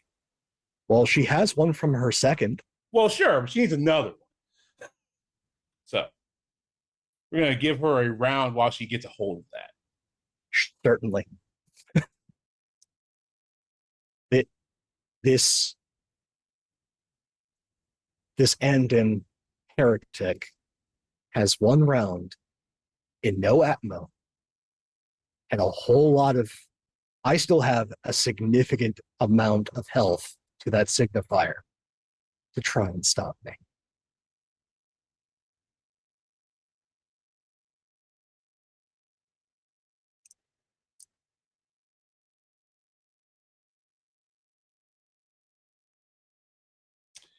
She says to you via augment, says, I wonder how your record will look when you once you've eliminated a mid-ranking Andon officer. Glory to the Hexarchy.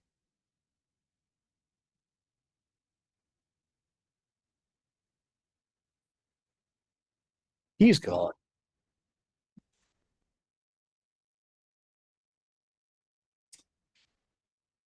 Okay, so there is a ship-wide alert to stay in place. And variable layout has been turned off for the next hour. And they are rerouting all routes back to the mess.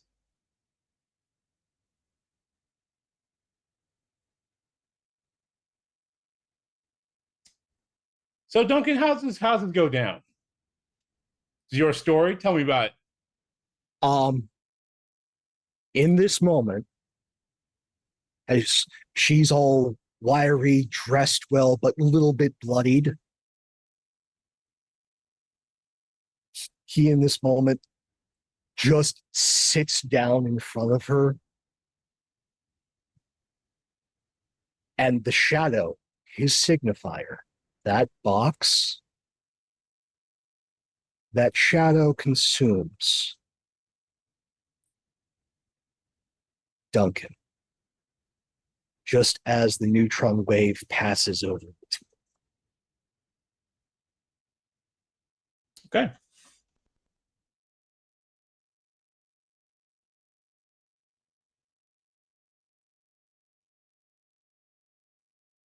I think that's a good time to go to break. Hey, folks. We're gonna take a little break now as we contemplate the infinite. I'm not going to put on an interview. We're just going to go to break, and then we'll be back, hopefully, and see what see what more aftermath looks like. We'll see you in a little bit, folks.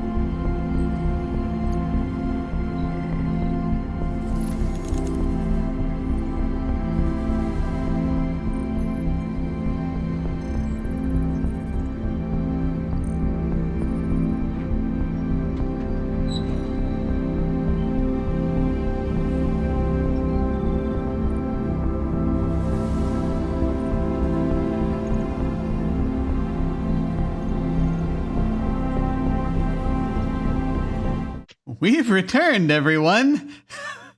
Hello! Welcome to the aftermath. Oh my goodness. So Floor and I were trying to make our way over there, but you said that the ship started routing everybody back toward the mess. Yes. So we would have gotten a shelter in place kind of message. Right. And I would probably at that point, knowing that this has to be related to Vidota Duncan somehow, have started running toward where I was trying to go, but then of course ended up right back at the mess. Yes. And I think at this point I would just fucking back up to the wall and slide down it and put my head on my knees and just rock a little bit and just kind of apologize. Just say to Floor. Just be like, sorry. I'm sorry. I tried. I'm pretty sure this is him, and I'm sorry.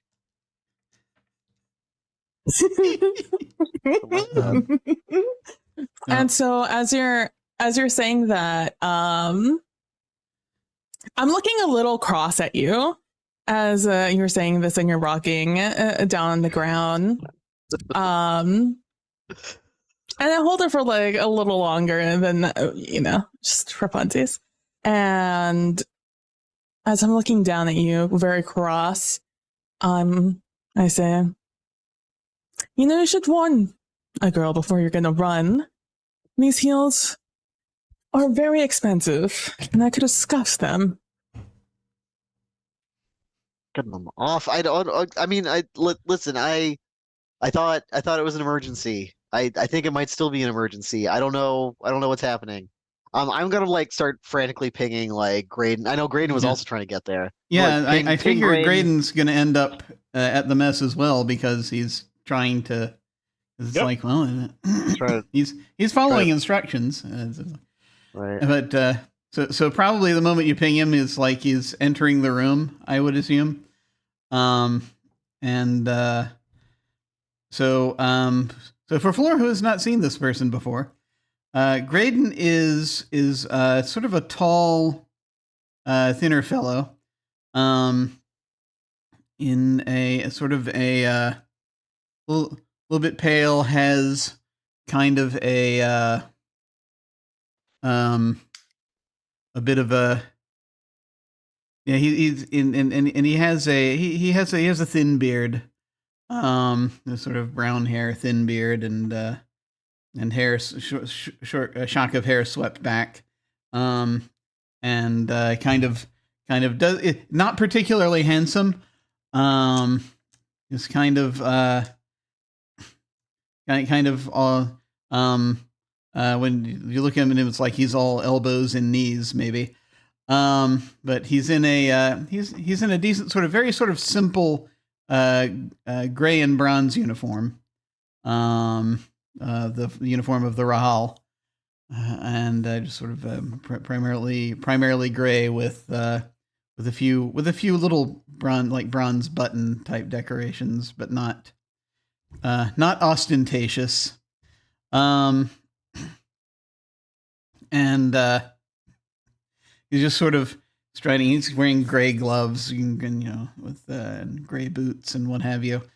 And he comes in and seeing that a lot of people are sort of assembling here, just sort of is looking around and sees Tace against the wall, and he's going to stride over. And what in the blue blazes happened? I'm still on the floor. I'm just like, I don't know. Taste. Are you all right? Duncan just no. The freaking they just got here and Duncan just grabbed this person and just took off. And they clearly did not know what was about to happen because they did not look terrified. And so I thought maybe I could I don't know. I don't. Maybe I could stop something, and it clearly All did right. not work. Okay. But Just this take has a got to be moment. him. This has got to be him. Like, what else would it be at this point? Unless we're like Well, under attack by freaking. We still don't even know exactly where we still don't know exactly where it is we are. They haven't let us in on that. So we'll figure that out. Just breathe, okay? Just breathe. All right? I'm doing the And he's rivets. gonna turn. I'm doing the rivets. Like you told me, I'm doing the rivets. Yes, do the rivets. Do the rivets. Good. Okay. Excellent. Okay. Doing My the rivets. apologies. He's just going to turn to Floor. Can you remind me what Floor looks like?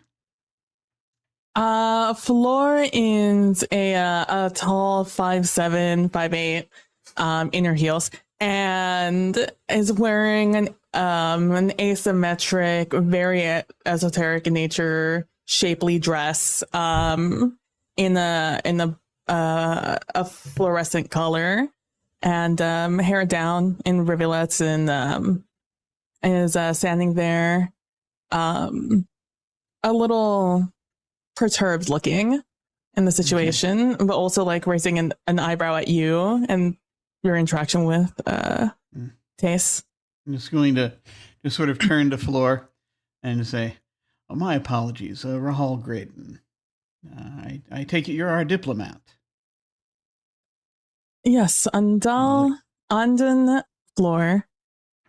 And I take your hand and I shake it. This is. You have to excuse me. I haven't for not changing yet. I didn't have time before I found out there was a diplomat on board. But as you can see, we've got something going on. Do you know? Did you see anything of what's going on? What's happening here? He's talking about Vidona. Associate of ours. Is that involved here? To my knowledge, I'm not familiar with the protocols on this ship, nor where exactly this situation is taking place. However, in the right case here is concern that it involves your associate, a standing commander, Vidona Duncan, who happened to take my pilot,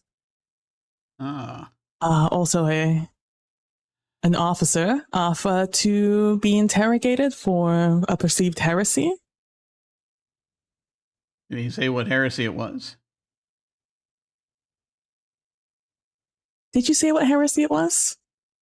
Nope. No. Which is why I assume it's a perceived heresy. I mean, the Vidona is always act first, ask questions later. Yes, that is rather a trait. What may I ask what your pilot's name is? Andon Hex. Andon Hex. I'm going to go ahead and pull up on my. I'm going to pull up Andon Hex on my augment. I'm going to once again looking into the Rahal files on or rather just the files on people that we have. And I'm just looking. The first thing I'm checking actually for on Andon Hex, I'm going to look at the record real quick. But the first thing I'm scanning for is parents, just because make sure they're not in the why.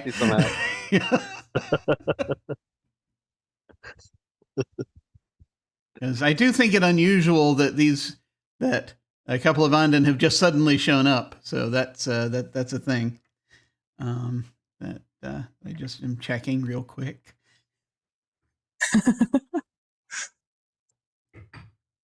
My apologies, as once again I am forcing us into the spreadsheet game. I'm sorry. I'll try not to take long.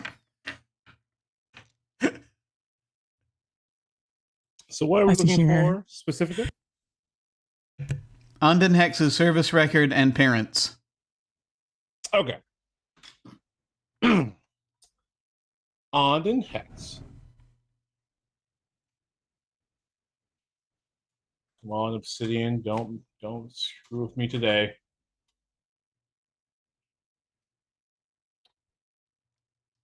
So she has one Onden parent and one Kel parent. You know, that explains a lot.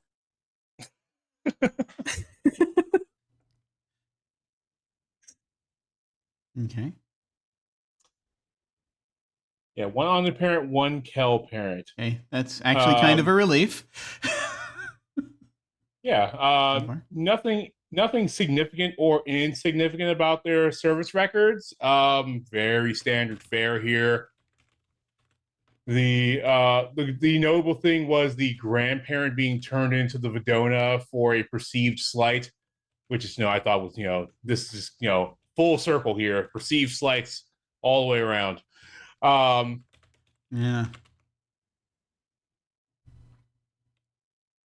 Yeah, they have a record of on the records, like, known to needle, known to badger. Like, It's just like, and just thinking to himself, that's an Onden. apparently it was exceptional even for an Onden. Oh, right. Okay. Just the fact that they mentioned it, that's right. Well, okay, questioning, that's fine, but, nothing, I can't see anything. And just thinking to himself, I can't see anything in here that's a problem. And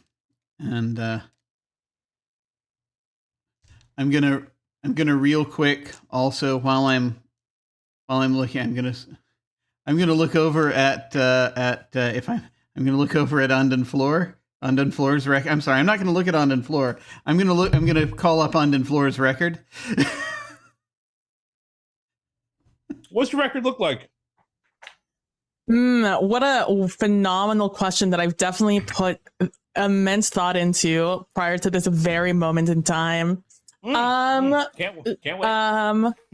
On the floor has on the floor. Oh my god. The thing is, I did think about this and then I haven't thought about it since session 0. She is she is a career Onden. So so both her parents were Onden. Okay, good. Yeah. Sorry. Yeah, you don't have to give me too much. It was that was part of it, but yeah. Okay. And if there's anything that happens to stick out, I might make note of that. But that if there's you don't have to have it right now necessarily if you don't have anything. And so just sort of.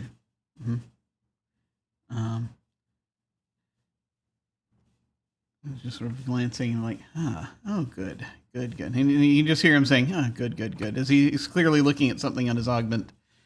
All right. Oh, no. What, so he just, and I'm turning to Tace and he said, so he just got seconded and then just lost his mind? Is that what we're thinking? I don't know. I wasn't in the loop here. He just showed up in a suit, in a fancy uniform, and all these command privileges, and just kind of swept. I mean, I don't know. Okay, so now is the time that, of course, Graydon is going to think to try to try to reach Duncan, and I'm going to assume I get no response. Yeah, I'm trying to ping him. Yeah, I mean, you actually the ship grid would tell you contact deceased. That's he's no longer on the grid. Boy. And checking to see if gonna check to see if I can find Onden Hex on the grid. I just I turned to Flora. I'm like, did your pilot have secret assassin skills or something? Like, do you think they got out of this? I don't know. I don't know what to think. I don't know what to believe. I don't know what to hope for at this point. No, I hope for a thorough investigation. I think is the best thing you can hope for in this situation. If I'm to understand, you've already had a kill the previous acting commander, according to possibly now deceased acting commander Vidona Duncan. Eliminated himself during an interrogation with Vidona Duncan. Then I will make no assumptions at the moment, but potentially Vidona Duncan has once more entered an interrogation, and it resulted in a dramatic situation. I just put my head back down.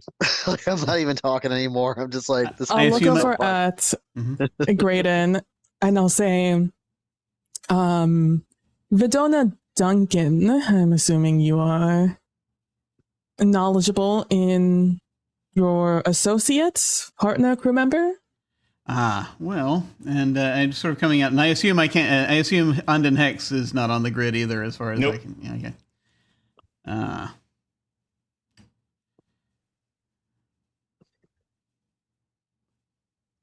You just got here. I did. And I'm just sort of looking around. We're in the mess hall. Well, you're in front of it, so Yeah, you're okay. actually across from the diplomat's quarters. Oh, okay. I'm like,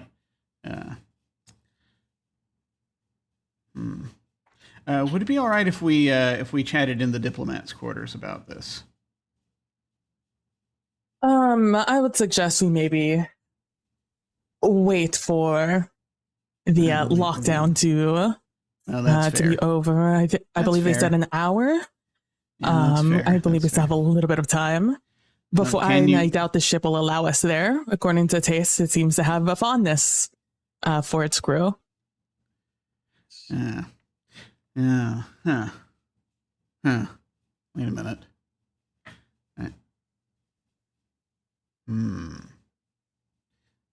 Can I check with the ship to see if it'll tell me what happened?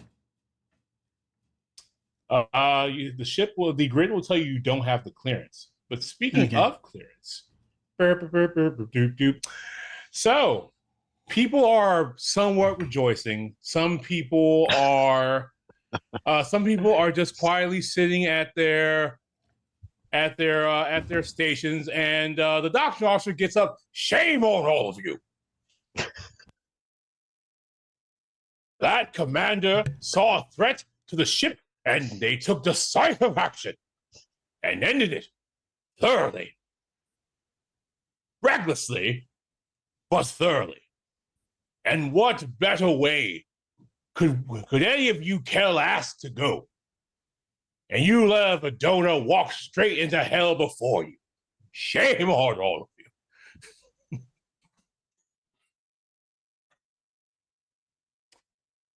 So, Rob. As I'm writing down my notes on this, I will look at Raul Graydon and say, and who was that That's Instinct's gentleman?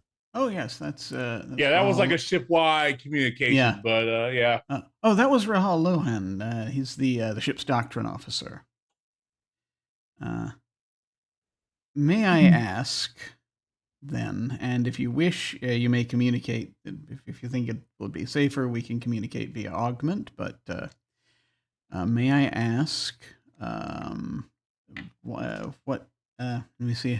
How would he phrase this? Because he's making sure he's speaking in the high language for this, because this is a diplomat. May I ask what occasions your visit to us? To investigate you all. Aloud. I see. I see. And when you say you all, are you speaking of the ship here? The crew, the mission team consisting of a Rahal, Graydon, a Vidona Duncan, and a Naraites. So you've been briefed on And that. also some other To an extent. And I am also looking for a unsavory character on the ship. Oh. There's so there's a mole, you're saying. I have not been informed of what the suspicions are, but I was sent to investigate. And investigate I will. All right. I see. Good.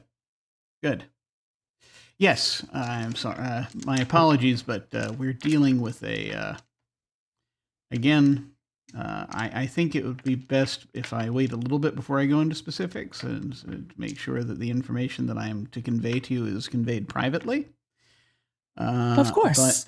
But we can discuss other matters at the moment. Yeah, I can tell you that there is a. There will be. Well, we don't. Well, yeah, the trick is they're very far away, and they'd have to be intercepted, and so it may be some time, but there may be some Inquisitors coming at some point to look into things. Rahal Inquisitors? Yes. As we're trying to sort out a situation with the potential heresy. The previous commander was Crash Hawk. That is what Duncan uncovered. You see, and interesting. At the end of that interview, the commander took their own life, and so that might have unsettled Duncan more than I suspected. I suppose. I don't know. Well, I don't know what happened, you see. It's but I see it seems to have distressed Tace quite a bit. So turn the gears, Tace, turn the gears. But then Duncan's name does seem to be attached to several things. We'll speak more about him. I have many questions, especially now that it appears he may be deceased. But nothing can be determined until quarantine is over. Yep. I'm going to take a quick second to run in media res. In the captain's quarters, what the fuck do you mean? I'm so sorry. Like, considering that there has been 3 fatalities aboard this vessel in less than a week, it is my duty, unfortunately, to reveal myself to you and my purpose aboard this vessel. You know what? Fine. You know what? Nothing's right on this ship. You know what? I'm going to get myself checked in when we get to where we're going, and I can drop all of you the fuck off, you included. I'm going to drop you off with them. That is probably what High Command would want. It's definitely what the fuck I want. I can understand you are very stressed, Captain. But now is the time for very solemn, deliberate action to get to the bottom of whatever is going on aboard this vessel. She breathes in. I solemnly wish you would deliberately find the fuck out what's going on. And it is my duty as officer with the Shivos to do such a thing, considering this is, by protocol, an emergency situation. Yeah, goddamn emergency. How many not-kel do I have on this ship? Huh? Am I just going to start going out there and taking names? Well, considering that the files clearly show that there are several discrepancies in the commander, I'm not certain how many kel you have aboard this vessel. Matter of fact, let's just do a check. Are you the goddamn immolation fox? I am not at liberty to say. Well, fuck me sideways. Go do your job.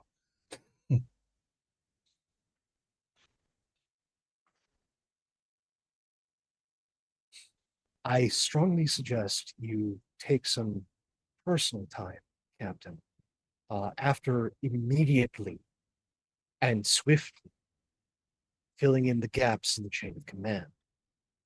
Also, I personally do not care whatever bureaucratic loggerhead is going on with your quartermaster.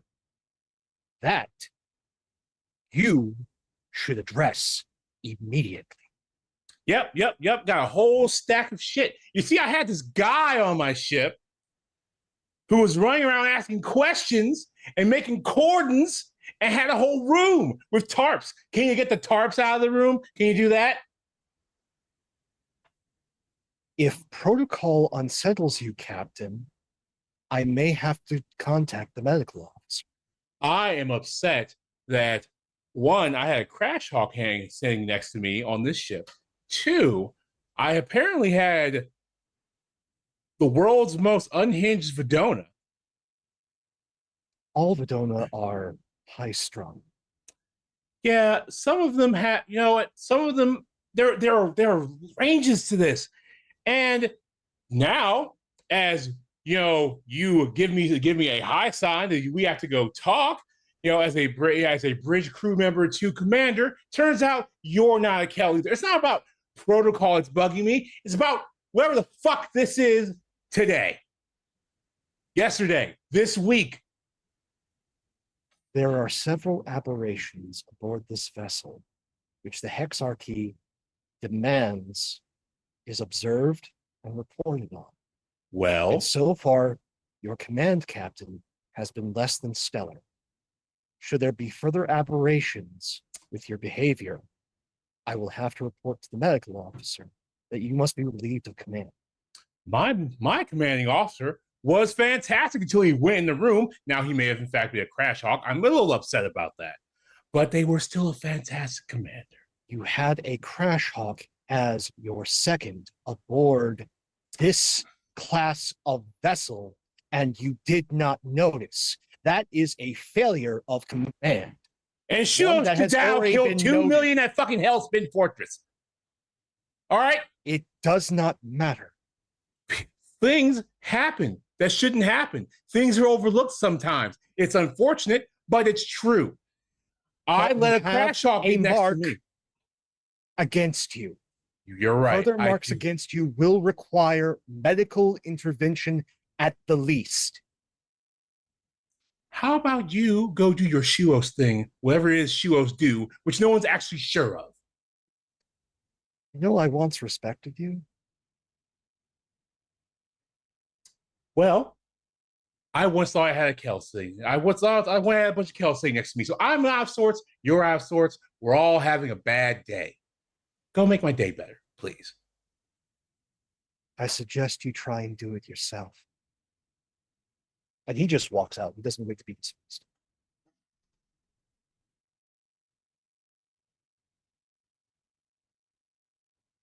Okay. The only place you can really go is towards the mess hall right now. For fuck's sake. Like,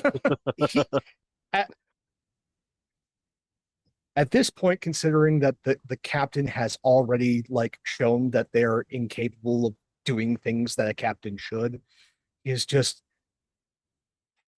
fuck it all.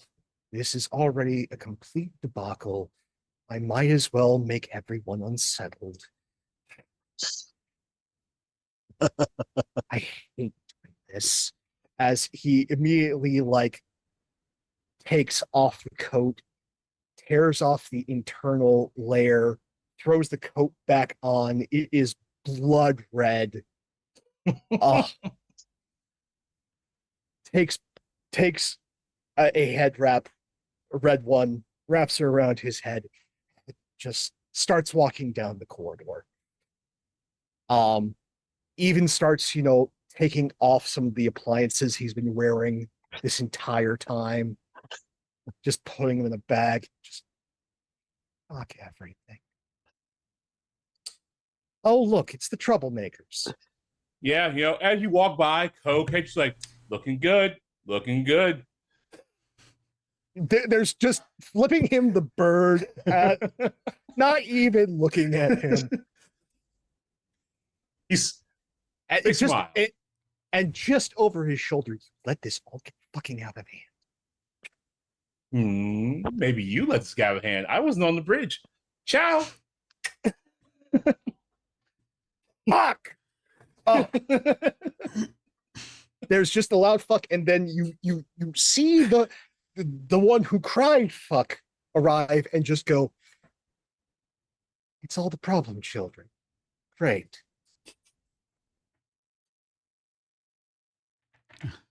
I mean, we're still hanging around outside, so we're probably not in with the mix of everyone.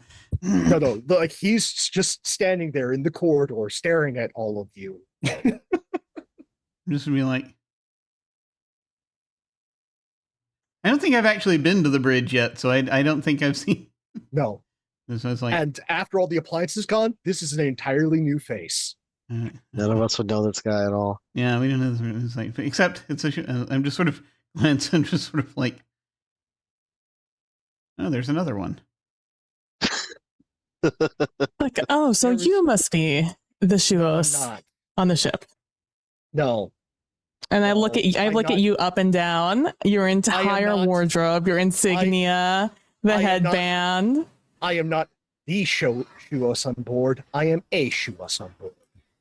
Well, you're I all just a had to throw Shuos. out- Just had to throw out my deep cover because of whatever fuckery you are all involved in.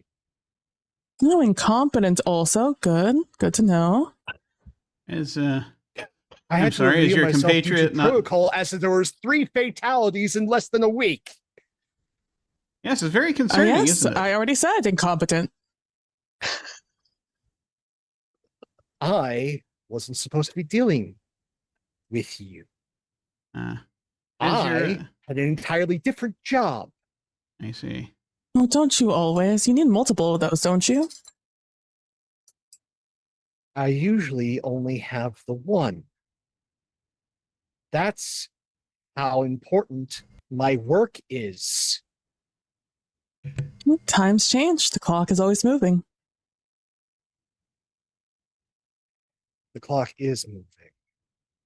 We need to turn it the fuck back. Things are falling apart in this vessel. I'm not certain that the captain is going to keep their sanity in the next 24 hours. Kel, command structure is crumbling as we speak. The ship is in chaos. You may not see it, but it is in so much turmoil. And it has all started since the 2 of you were recognized by the ship's internal comms, and you were given access. Is your compatriot not? Is your Shuos compatriot not read you in at all? I know what he sends to high command. I have read the briefs. Right. I know that about your weird signals, and I know Yeah. about the family tree. Okay. Well, I know about the Crash Hawk. I've known about the Crash Hawk. It's part of the reason I was on board this fucking vessel. oh, I see. But now the Crash Hawk's dead, so I can't do anything more in backtracing. You guys blew that the fuck up. Oh, I believe he blew himself the fuck up. I think that's the definition of ad hoc. Letting a Vidona do anything privately is the worst case scenario. They need oversight constantly. It's a shame there was no one in high command in a position to affect that at all. Their minder, unfortunately, is less hands-on than he should be. Too bad no one It's going knew to be that. Well, There are since things you've that are just come in here and told us shadow for things a reason. they already knew, Rahal, you suggested we maybe take this conversation in private. Maybe we should continue to do so, otherwise people will continue to come and speak to us Seems like a good idea. that we'd rather yes. not speak to. Yeah. What, you guys can't open the simple diplomatic room? That's what I was just asking. You're I think fucking that are room you- should be open. Are you hard of hearing always? Man, the problems just stack up with you, don't they? There was a ship-wide You lockdown. let something that minimal get in your way? Great, they sent a bush leaguer out here. Just I was immediately- heading to the mess hall. No, your room. He just walks across the hall, enters a code.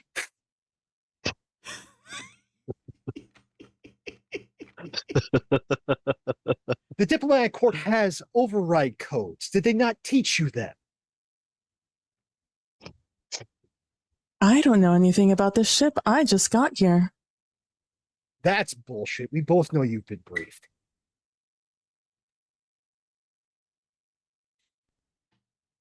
Who are you again?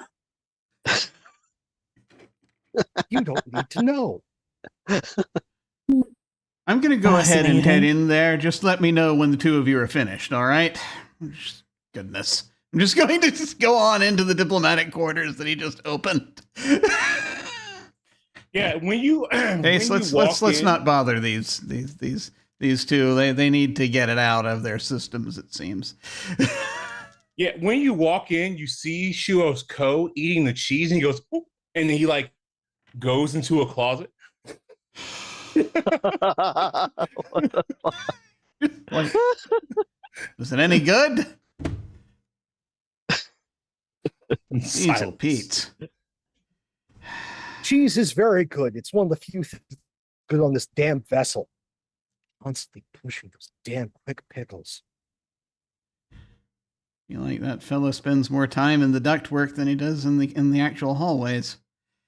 Oh well. That's because Also, it's warm. there's- He's chronically cold. So there's two of you on here. Interesting. There is two of you that you know of. The two of you. I mean, I know you guys like to be uncivil, but would you like to come down and sit with the rest of us like a good citizen? Shuo's Ko walks out of a closet, long black hair. Now, if the Shuos were good citizens, come on. Don't Well, you're try, out here. don't try Let's to sit down and have a extend conversation. pleasantries to us. You think that was pleasant? Oh, the ship must be in much more dire straits than I was led to believe. Oh, you've already stepped in it. You might as well walk out. Yeah, you're right. I should walk out. I'm walking out. Okay. Bye. Go ahead. It What? What? Send the thing. The first thing or the second thing?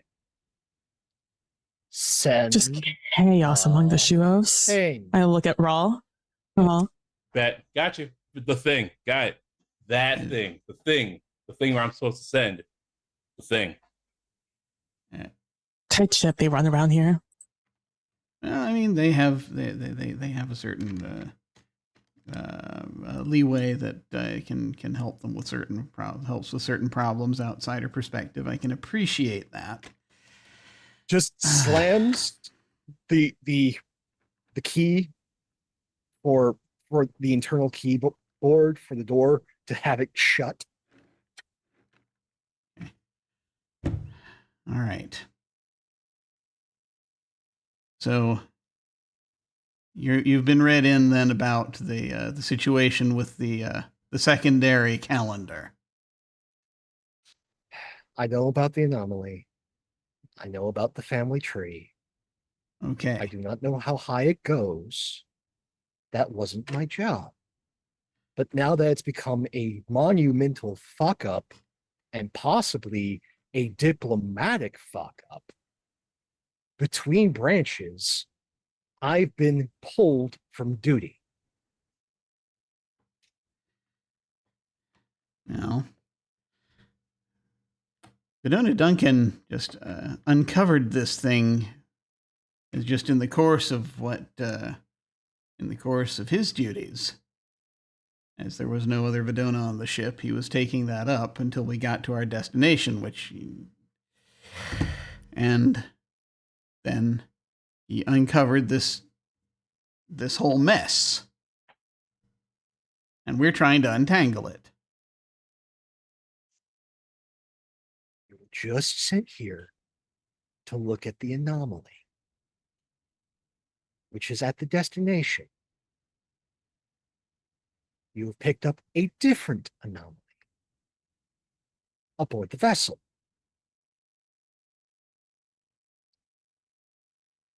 And then you went poking around further and found, to my amazement, that somebody who has been that deep in disguise let a Vidona unsettle him. But I'm also surprised that the two of you let him conduct any interviews without oversight. Yeah. Vidona are rather. vicious and high-strung, and they see heresy everywhere. They do not play well with others. They need to be minded. Otherwise, you just start stacking bodies.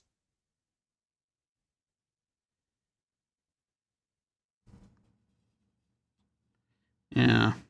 It would so appear. Forgive me for assuming for once that people were acting in good faith. There is no such thing as good faith. You would know. Yes. We know how bad everything is. That's our fucking job. I'm so sorry. So sorry that someone did this to you, whoever did this to you. The wheels need to be greased constantly. Otherwise, the entire mechanism seizes up. Sometimes that is people who aren't us doing things on the side. Our entire purpose is to mind the grease, making certain that there's not too little and there's not too much, just so everything keeps running. Mm-hmm. Well, let me ask you something then. Since you're such an observer of the cogs and the wheels, has it occurred to you at all that given the recent changes in personnel on this ship and the recent changes in personnel across the family tree, involving the family tree in the places they're positioned, isn't it occurred to you that it's rather odd timing for that to be happening just as we're going to investigate this anomaly? It definitely has a reason, and I'm fairly certain is because the speculation is that you're getting close to something important once we get in system. But poking the bear is going to make them spring whatever it is they're doing faster. So we're just supposed to walk into it without doing anything. No, not doing anything. Do all of your research. Get all of your ducks in a row. Come up with a plan. And then execute it with efficiency. But you need to be more subtle about it. This is not something you can use a hammer on. Well, You are seeing the Well, big then picture. well You then are it looks beginning like to we're see in the luck big because we picture. just lost our hammer. Dag nabbit. And Which reminds Graydon me, is actually why- looking a little bit visibly upset, which is more emotion than he usually shows. Even though it's only a little which bit. reminds me, as he turns to Floor, you. I have a name. Yes, I already know it, but I would rather just refer to you. And I look away and I look over at Naraites instead. And I'll say, you seem perturbed about this entire situation since the beginning. Extremely concerned about Vidona Duncan. Yeah, he's terrifying. Was terrifying. Only because he was a Vidona, or were there other factors? I can't say that I've hung out with a lot of Vidona. For all I know, they're all like that. I don't know, but he seemed very dangerous. Well, I mean, you went to school. You seem like a really educated fellow. You've encountered your teachers. Was he different than that? Yeah. From my understanding, he was a teacher at some point. Oh, okay. He I was a think he did. teacher for a long time until he ended up killing. I am not Exarch's speaking to you, a greasy man. I'm speaking to Naraites. Yeah, he did. He mentioned something about that, I think, but I don't know. He didn't go into it. But I mean, no, you're right. I had teachers. They were not that scary. He was the scariest. Is that what you want to hear? That is it's true. He was the scariest, and I was the first time I met. I mean, no offense, Graydon, but the first time I sat in the room with you guys, I thought I was about to die, and I wasn't 100% sure why, but it doesn't even matter. Doesn't even matter because once the Vidona got you, they got you. That's just how things work, right? All these walls of lies throwing each other.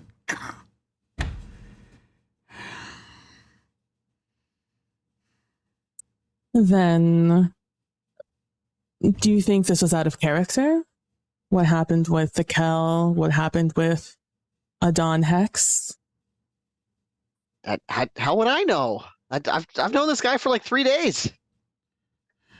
For all I know, he's got a whole string of bodies across the galaxy at this point. I don't know. He seemed perfectly reasonable at first, and then it just seems to have escalated. Until this death happened, I didn't put together that this was something that he would have pushed the Kel commander to. But it seems to me maybe he did. Graydon, that man enjoyed pickles. He was not right in the head. The pickles are fine. It's not about the pickles. Just a warning sign. Goodness. The red flag.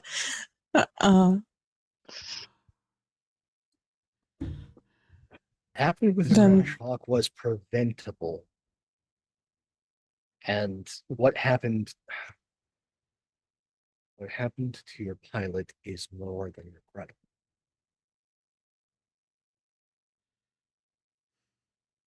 And should have been prevented.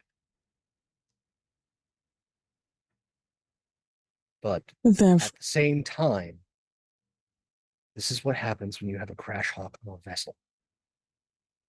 They are cursed beings. And when found out, stuff like this happens. Sorry to think we're all cursed. No.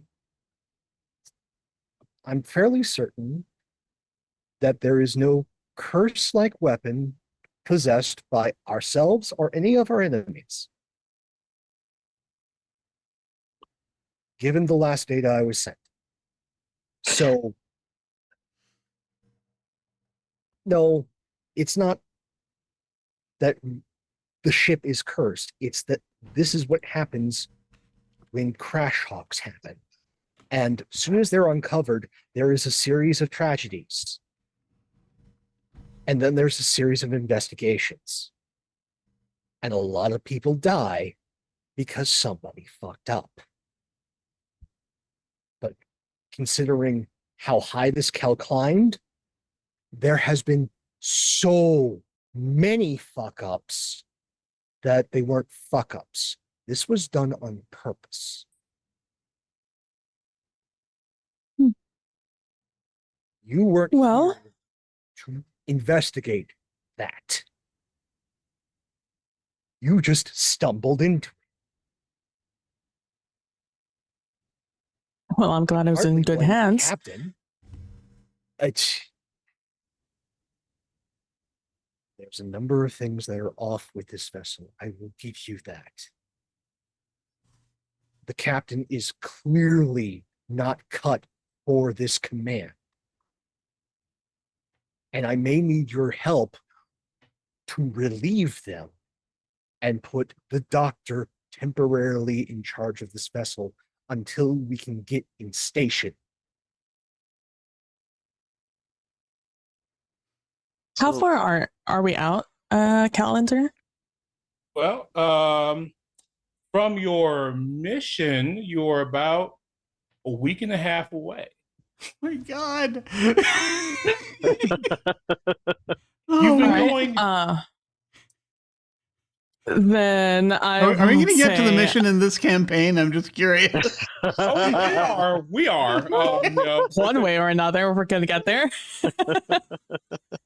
Well, then They're on fire. with that said, That wasn't a criticism, by the way. I just No, We are. I look at Rahal, Grayson, and Naraites, and I will stand up and brush off my dress, smoothing it out. And I say, well, with that, I need to go play nice with the crew, and especially after them seeing me with you. Great, and Taste, feel free to stick around, enjoy the complimentary foods in here. And I'm sure you have some hole you could go sneak into. Yes. I will give you this. Before you go and do your duty, please. See to the medical bay. Make friends with the chief medical officer.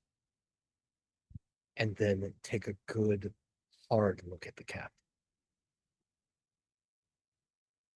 All right. Please. I will take that advice into consideration, but first off into the mess to deal with the crew. And you guys watch me make sure that my hair is nice as I'm standing at the door.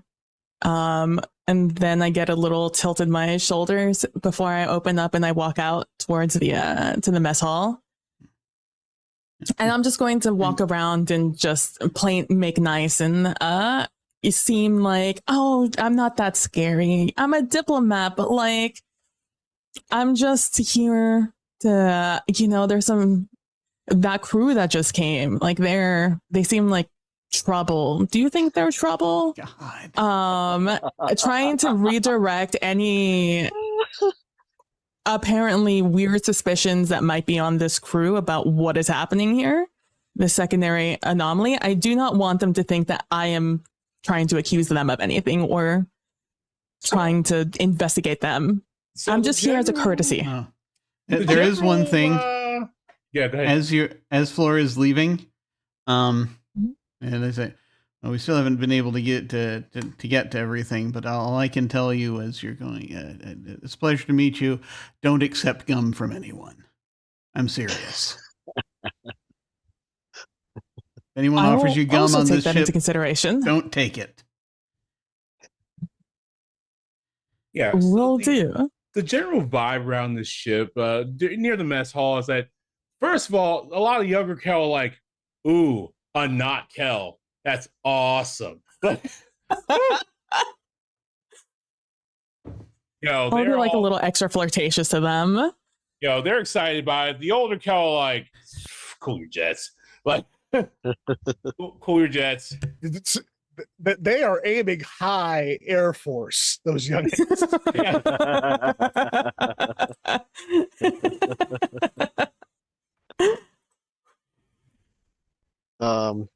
Floor walks out. If you guys look back, like half the cheese tray is gone. It's like in my pockets and my mouth. Just FYI.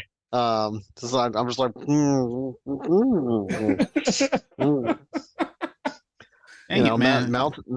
mouth's full. I can't accidentally spill any secrets that that Robin did not mention in my presence, and therefore may actually not know, which is cool. Good times. Yeah. Dang it, man. She told you to help yourself, not not help yourself to plantaration, for goodness sake. You're supposed to.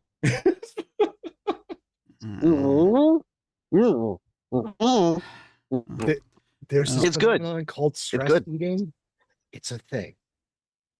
Well, I'm very stressed, so yeah. And definitely eating. Just turn the wheel.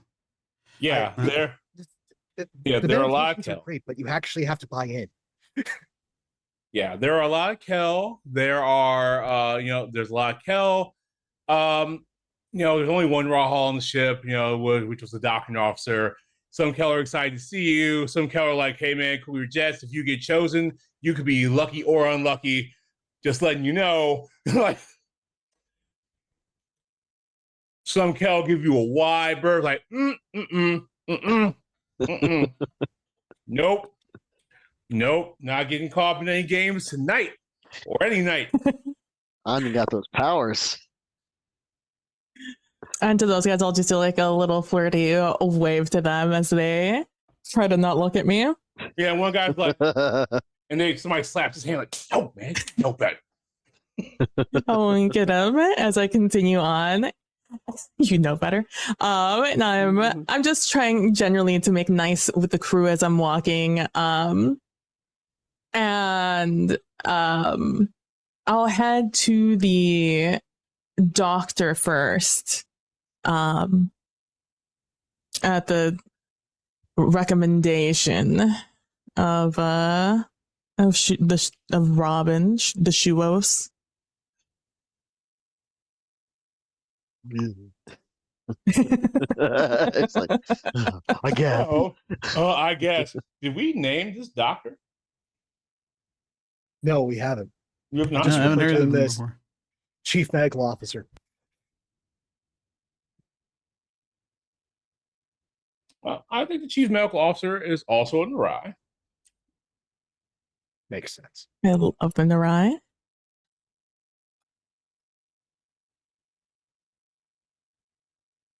Easy to interact with. Rye Lang. Ooh. She they. She they, thank you. And I will, as I get to their medical bay, I will, I'll knock on the door very politely. It's you knock, it opens, it's a medical bay, so. And I will wait a moment before I step in. And I will take a quick glance to find any medical personnel that may be in here. You find Junior Narai and a couple Junior Kel who are all assisting the doctor. The doctor is a thin, femme form looking woman or femme form looking person with like a gray bob, gray clothing. There's a small Narai insignia that has been embroidered onto their uniform. The Narai symbol is a moth. Oh, that's cute. Are they in the middle of like a procedure of such? Nope. No? Okay. Then I will approach them, and I will give polite smiles and nods to the junior Narayan Kellen there as I approach the doctor. And I will say, Chief Medical Officer Narayan Lang. Oh, an Ondon on board. I didn't realize we had any of those. You have my brandy.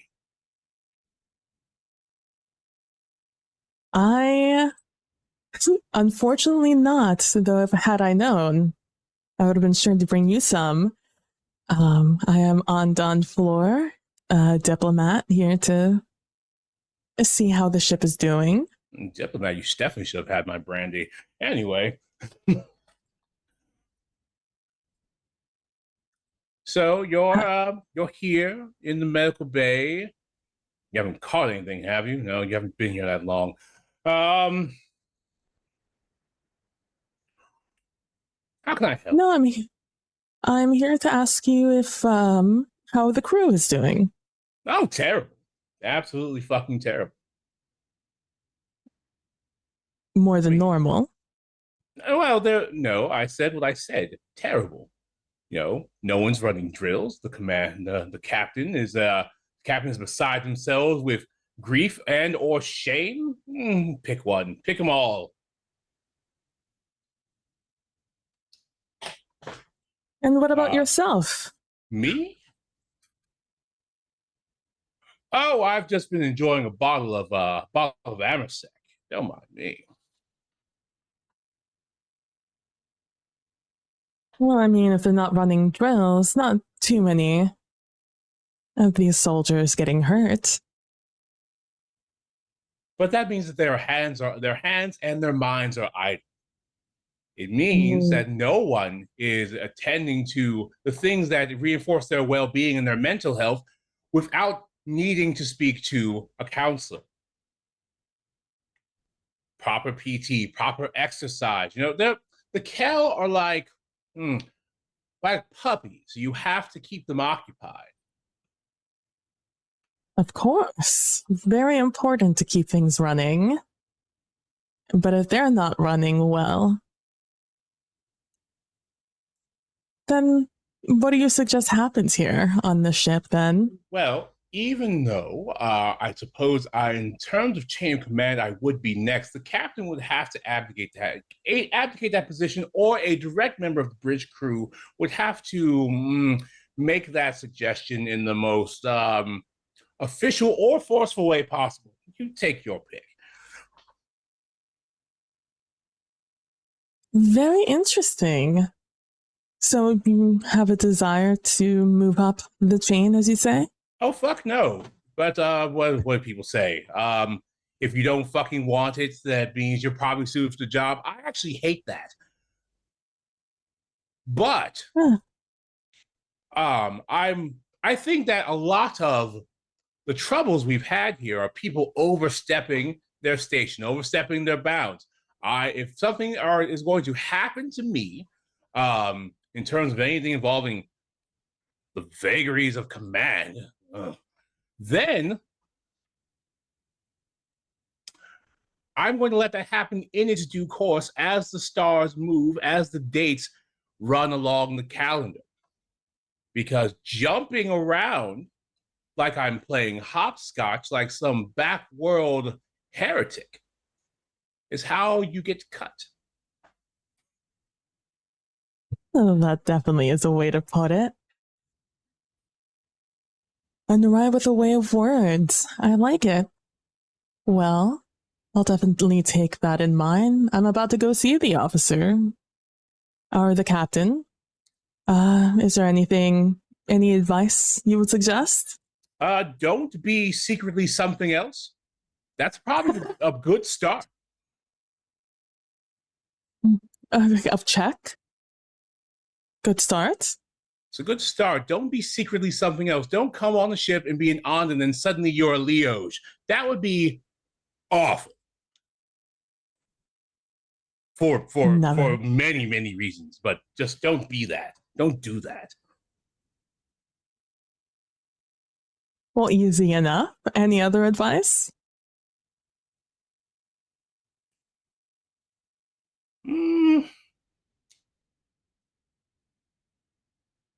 make whatever idea you've cooked up in your head sound like their idea. It's the best way to go about things. But I'm sure you had plenty of training in that because, well, look at you. Look at you. Thank you. Well, it was a pleasure to meet you, Chief Medical Officer Narai Lang. I look forward to speaking to you again soon. Maybe with a different title.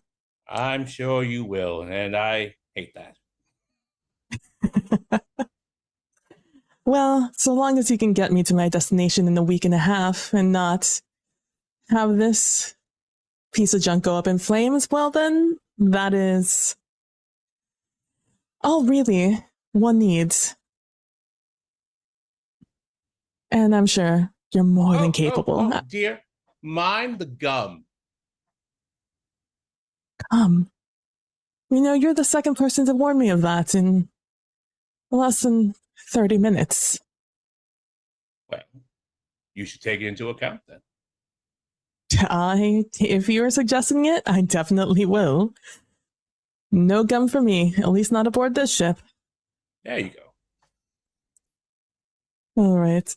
And then with that, I will make a flourish and I will leave. And as I walk off to the officers, Bay, or the head of the ship, whatever. Yeah, and I think we're going to. I'll leave it to there. I think we're going to pause for and tackle meeting the officer, the captain next game. Sound good? Yeah. Awesome. All right, Jim, take us out of here. Ah, wow. Well, that was a heck of a session.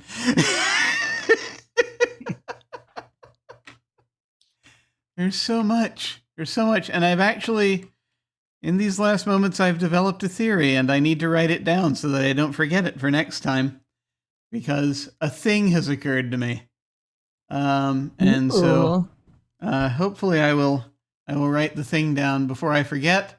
But it's yeah, things are starting to. There's a thing falling into place. Maybe we'll see. But this is fascinating, so fascinating, and just interesting to see how this whole thing goes. All right, well, we're gonna go ahead and do our outros. Feel free to tell folks where they can find you, plug anything you like, and give any final thoughts you have about this session or favorite bits or what have you. A lot happened. We're gonna go as is tradition. We're gonna go in reverse order. So we will start with Hollow.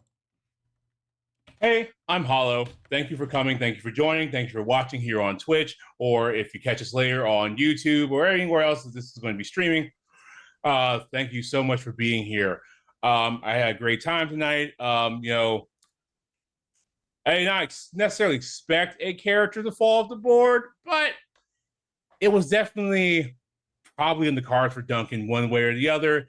They were either going to assimilate out because XP isn't infinite, or what happened. I had a great time. Seems like people at home also are having a great time. And I love that for everybody. And I hope my players are having a great time. Yeah. Awesome. You can find me on Blue Sky at Blue Sky Hollow Invective. You can also find me on that other place that I'm going to dead name Twitter. You can find me there. And I guess I have time that's freed up because I just finished the other thing I was doing on Channel Other Doc. So I'm free for games. I'm free to DM. Just, I guess, ring me up. Yes, definitely, folks. Because as you can see, this is a consummate experience. It is very good. Excellent. And so now we are going to head over to our Undan PB. Hi, I'm PB from @PB Plays Inside over on Twitch and on Blue Sky. You can find me over on Twitter also, but I'm not really active over there. But I still like post updates. So like, I guess if that's your only form of social media, feel free to go over there and follow that and do the stuff. But yeah, over on twitch.tv/PB Plays Inside, you can find me over there. Tomorrow, I am doing the final solo TTRPG of the month. It is Tangled Blessings, which is a Dark Academia Magical Academy game.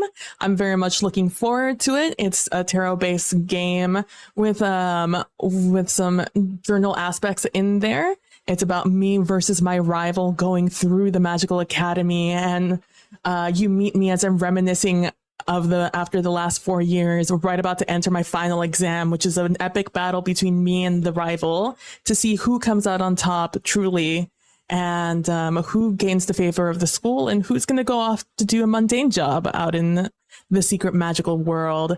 Then on Thursday, I have the finale of 100 Days of Horror with my friend Callan, where we're doing a Minecraft horror mod pack, and we are working hard to make this finale pretty fun. And we're suited up. We're about to make some epic gear and about to take on our number one op in that game, who attacked us the first night we were out there. So if we can deal with him, we can find our way back to our time in our world. Hopefully, at least that's what we're hoping. And then, no, that's it. Oh my gosh, my schedule's freed up also recently. So that is me at PB Plays Inside.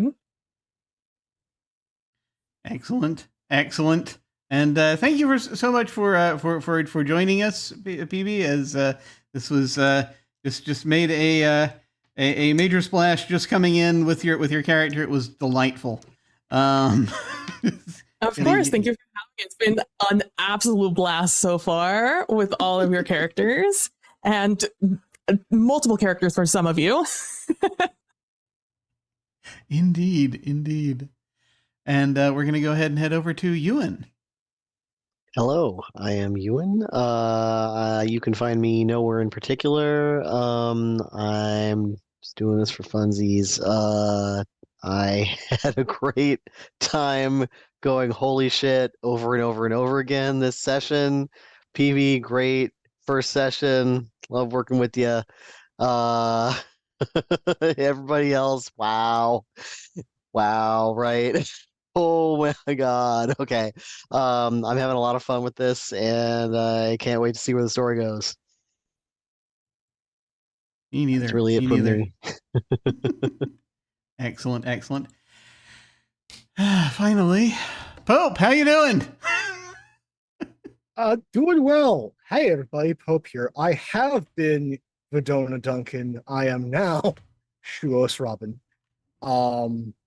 And it has been an absolute delight to be here. First I should do business, then pleasure.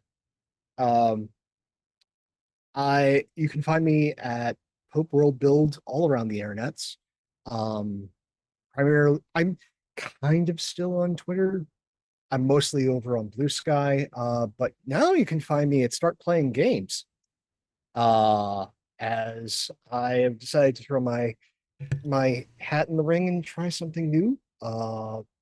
You can check out the pin tweet or skeet for details. Going to be trying my hand running something old and familiar, Dark Heresy First Edition. Now the sessions are available on Saturday at 3 p.m. Eastern. So if you're interested in something similar to this, but there's more shooting involved, and more cryogenics, that's pretty much the difference, because there is an oppressive regime, there are inquisitors. It's a lot of the same mess. It's just not nearly as clean. There's a lot more filth. And then, but honestly, kind of more importantly, you can find me over on Valkyrian's channel this weekend. Again, surprisingly, on both Friday and Saturday. She is doing her regular charity weekend for Extra Life. The game on Friday is run by somebody you might see here. It's my first time playing Inspectors ever. I am super super excited to get to play something I've been wanting to for a long time but never had the chance. And I get to play the old man with a bunch of youngins. And it's going to be so much fun. And then on Saturday, I I get to play Mouse Rigger for the first time. And um so yeah, I'm getting a lot of Grimdark right now. I mean, probably 'tis the season because you get to play a little field mouse that wants to, dungeon delve and bring back treasure to help improve their community. But you're a little mouse and you roll 2d6 for most of your stats. And I rolled pretty well, except for the one where you roll 1d6. I rolled a 1 for health. Okay, health. I thought it was like, oh, it's either health or sanity. No, health, because you're going to die before you go insane. So come see how long my little hedge wizard mouse survives. And please, if you can, I know we're going from my favorite month with all the spoops to November, which is very much across Twitch, Twitter, YouTube. It's charity season. Please, if you can, promote. At the very least, promote. These are all worthy charities. I know personally, but the stuff that's raised during my shifts, if we hit certain goals, that money gets to go to Arnold Palmer's Children's Hospital here in Orlando. They do amazing, amazing work there, and they need every single penny. And I can tell you, it gets used for the kids. So please promote, be in chat if you can, watch, donate responsibly. Please. It's important. I know how tight things are for a lot of people. Be responsible. If you need to take care of yourself first, that is more than understandable. But if you have the opportunity and you feel like it, please give. These are all incredibly important charities. And on a slightly selfish personal note, if you see the pinned tweet, retweet it. Because I only have so much self-hype that I can pump into myself. So that game getting off the ground, succeeding, would be a huge boost in what is always the most stressful time of the year. So I appreciate that. And now it's the pleasure. Good gods, this session. Oh my gods. Just PB, I absolutely adore you.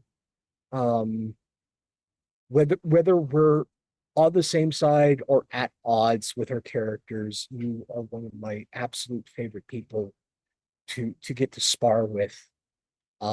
And I am looking forward to how the story unravels from here.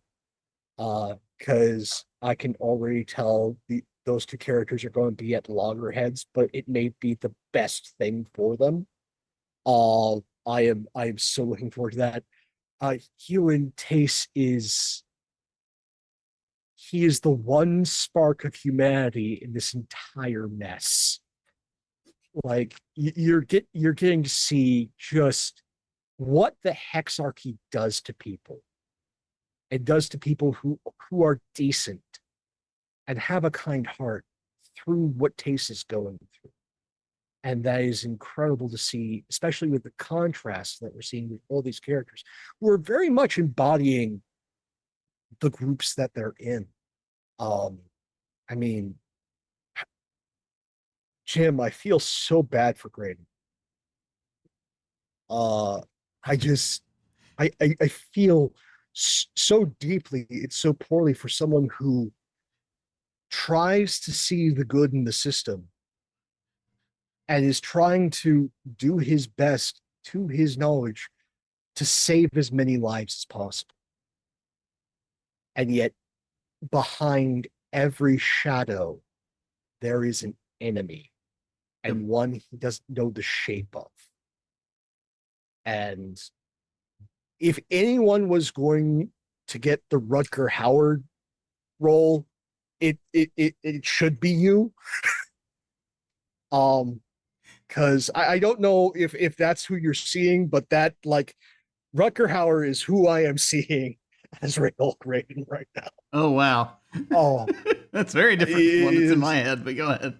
But it's just like, well, with all the things that he's uncovering and everything, Yeah. like Hauer has played this like hard-boiled detective or even a cog in a terrible regime who is an investigator. Like there's literally been films where he's been that, even video games.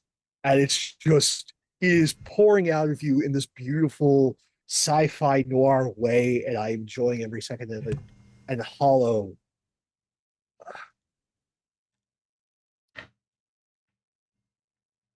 too often, we as players, GMs, audience members, what have you, feel that characters are too precious to die. I firmly reject that. A character death is one of the most precious opportunities you have as a player, actor, storyteller, what have you. And you not only giving me the opportunity, but also like feeding me that opportunity. I can't say how much I appreciate that. I can't express it in words. Thank you so very much. And thank you all for being here. We're live, VOD, YouTube. Story is nothing without its audience. You're much part of this as we are. Take care of yourselves with one another, and I hope to see you soon. Ah, wonderful. Thank you so much. No, this has been a great session. I can't say enough about it. But no, this was really good. This was really good. In particular, I loved Duncan's instant promotion and then just immediately going off the deep end and deciding the pilot was the heretic, just going for it immediately. And just Tace and Floor meeting, and Tace just immediately unloading all of his problems. And just Floor just sort of taking his stride. Yes, okay, good, let's do it. And then Floor just going and just instantly being able to just be the most sociable person in the room at all points. And so it was glorious. This is great. I very much look forward to see.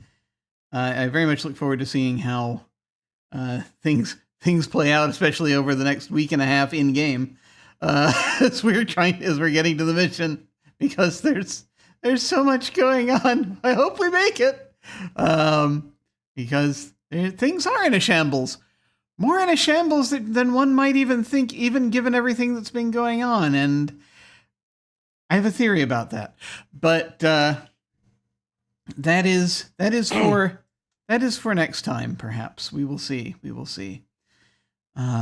But as for me, who am I again? Well, for the time being, I'm Jim Ryan. You can find me at OtherDoc on Twitch and YouTube and most social media platforms. Wherever I'm not OtherDoc, I'm Jim. Yes, that Jim, like on Instagram and Threads and what have you.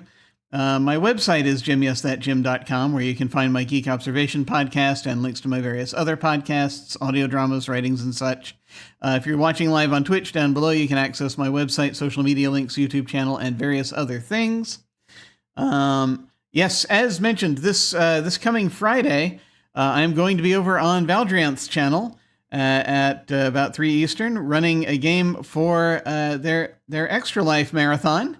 We'll be running Inspectors. The game is titled Garden City Groove, and I'm very much going to be looking forward to seeing how this goes. Yes, thus far, this will be the third charity game that I've done that has the word city in the title. I've kind of got a theme going for those, so I would like to see how it goes. Just a comedic paranormal investigation game. Where the players have a lot of narrative power, and it's just delightful to watch the chaos. So come check that out if you so desire, and help give to an important cause. And then, of course, that's all we've got planned between now and next week. Next week, I think, is next week the week we're off? I think that might be. Is that right? Yes, off the next week. I will be playing Vampire the Masquerade in Vegas. Excellent. So we will not be doing this next week, but so in 2 weeks then, roughly, we'll, provided all goes well, we shall be back and see what happens. I cannot wait. Also, there is, I announced this on Sunday. So apologies to those sitting here with us now, to whom I forgot to say I've announced this. But we are going to soon in November, with any luck if we get things together, be having another campaign that's going to be happening on Fridays. And it's going to be Bookhounds of London, Trail of Cthulhu. And someone you can see in front of you right now is going to be running it. And I cannot wait for that. I'm just sort of gathering all the stuff together for that. It's going to be very cool. And so more on that soon. Watch the socials for more details as they arrive. In the meantime, folks, when we hit the end card, we're going to send a raid over to, let's see, the Lollygaggers are still streaming. They're playing Star Trek. Let's go say hi to them. Feel free to hang on if you're so inclined and say hi to them with us. In the meantime, folks, thank you all very much for watching. Take care, and we will catch you next time. Farewell.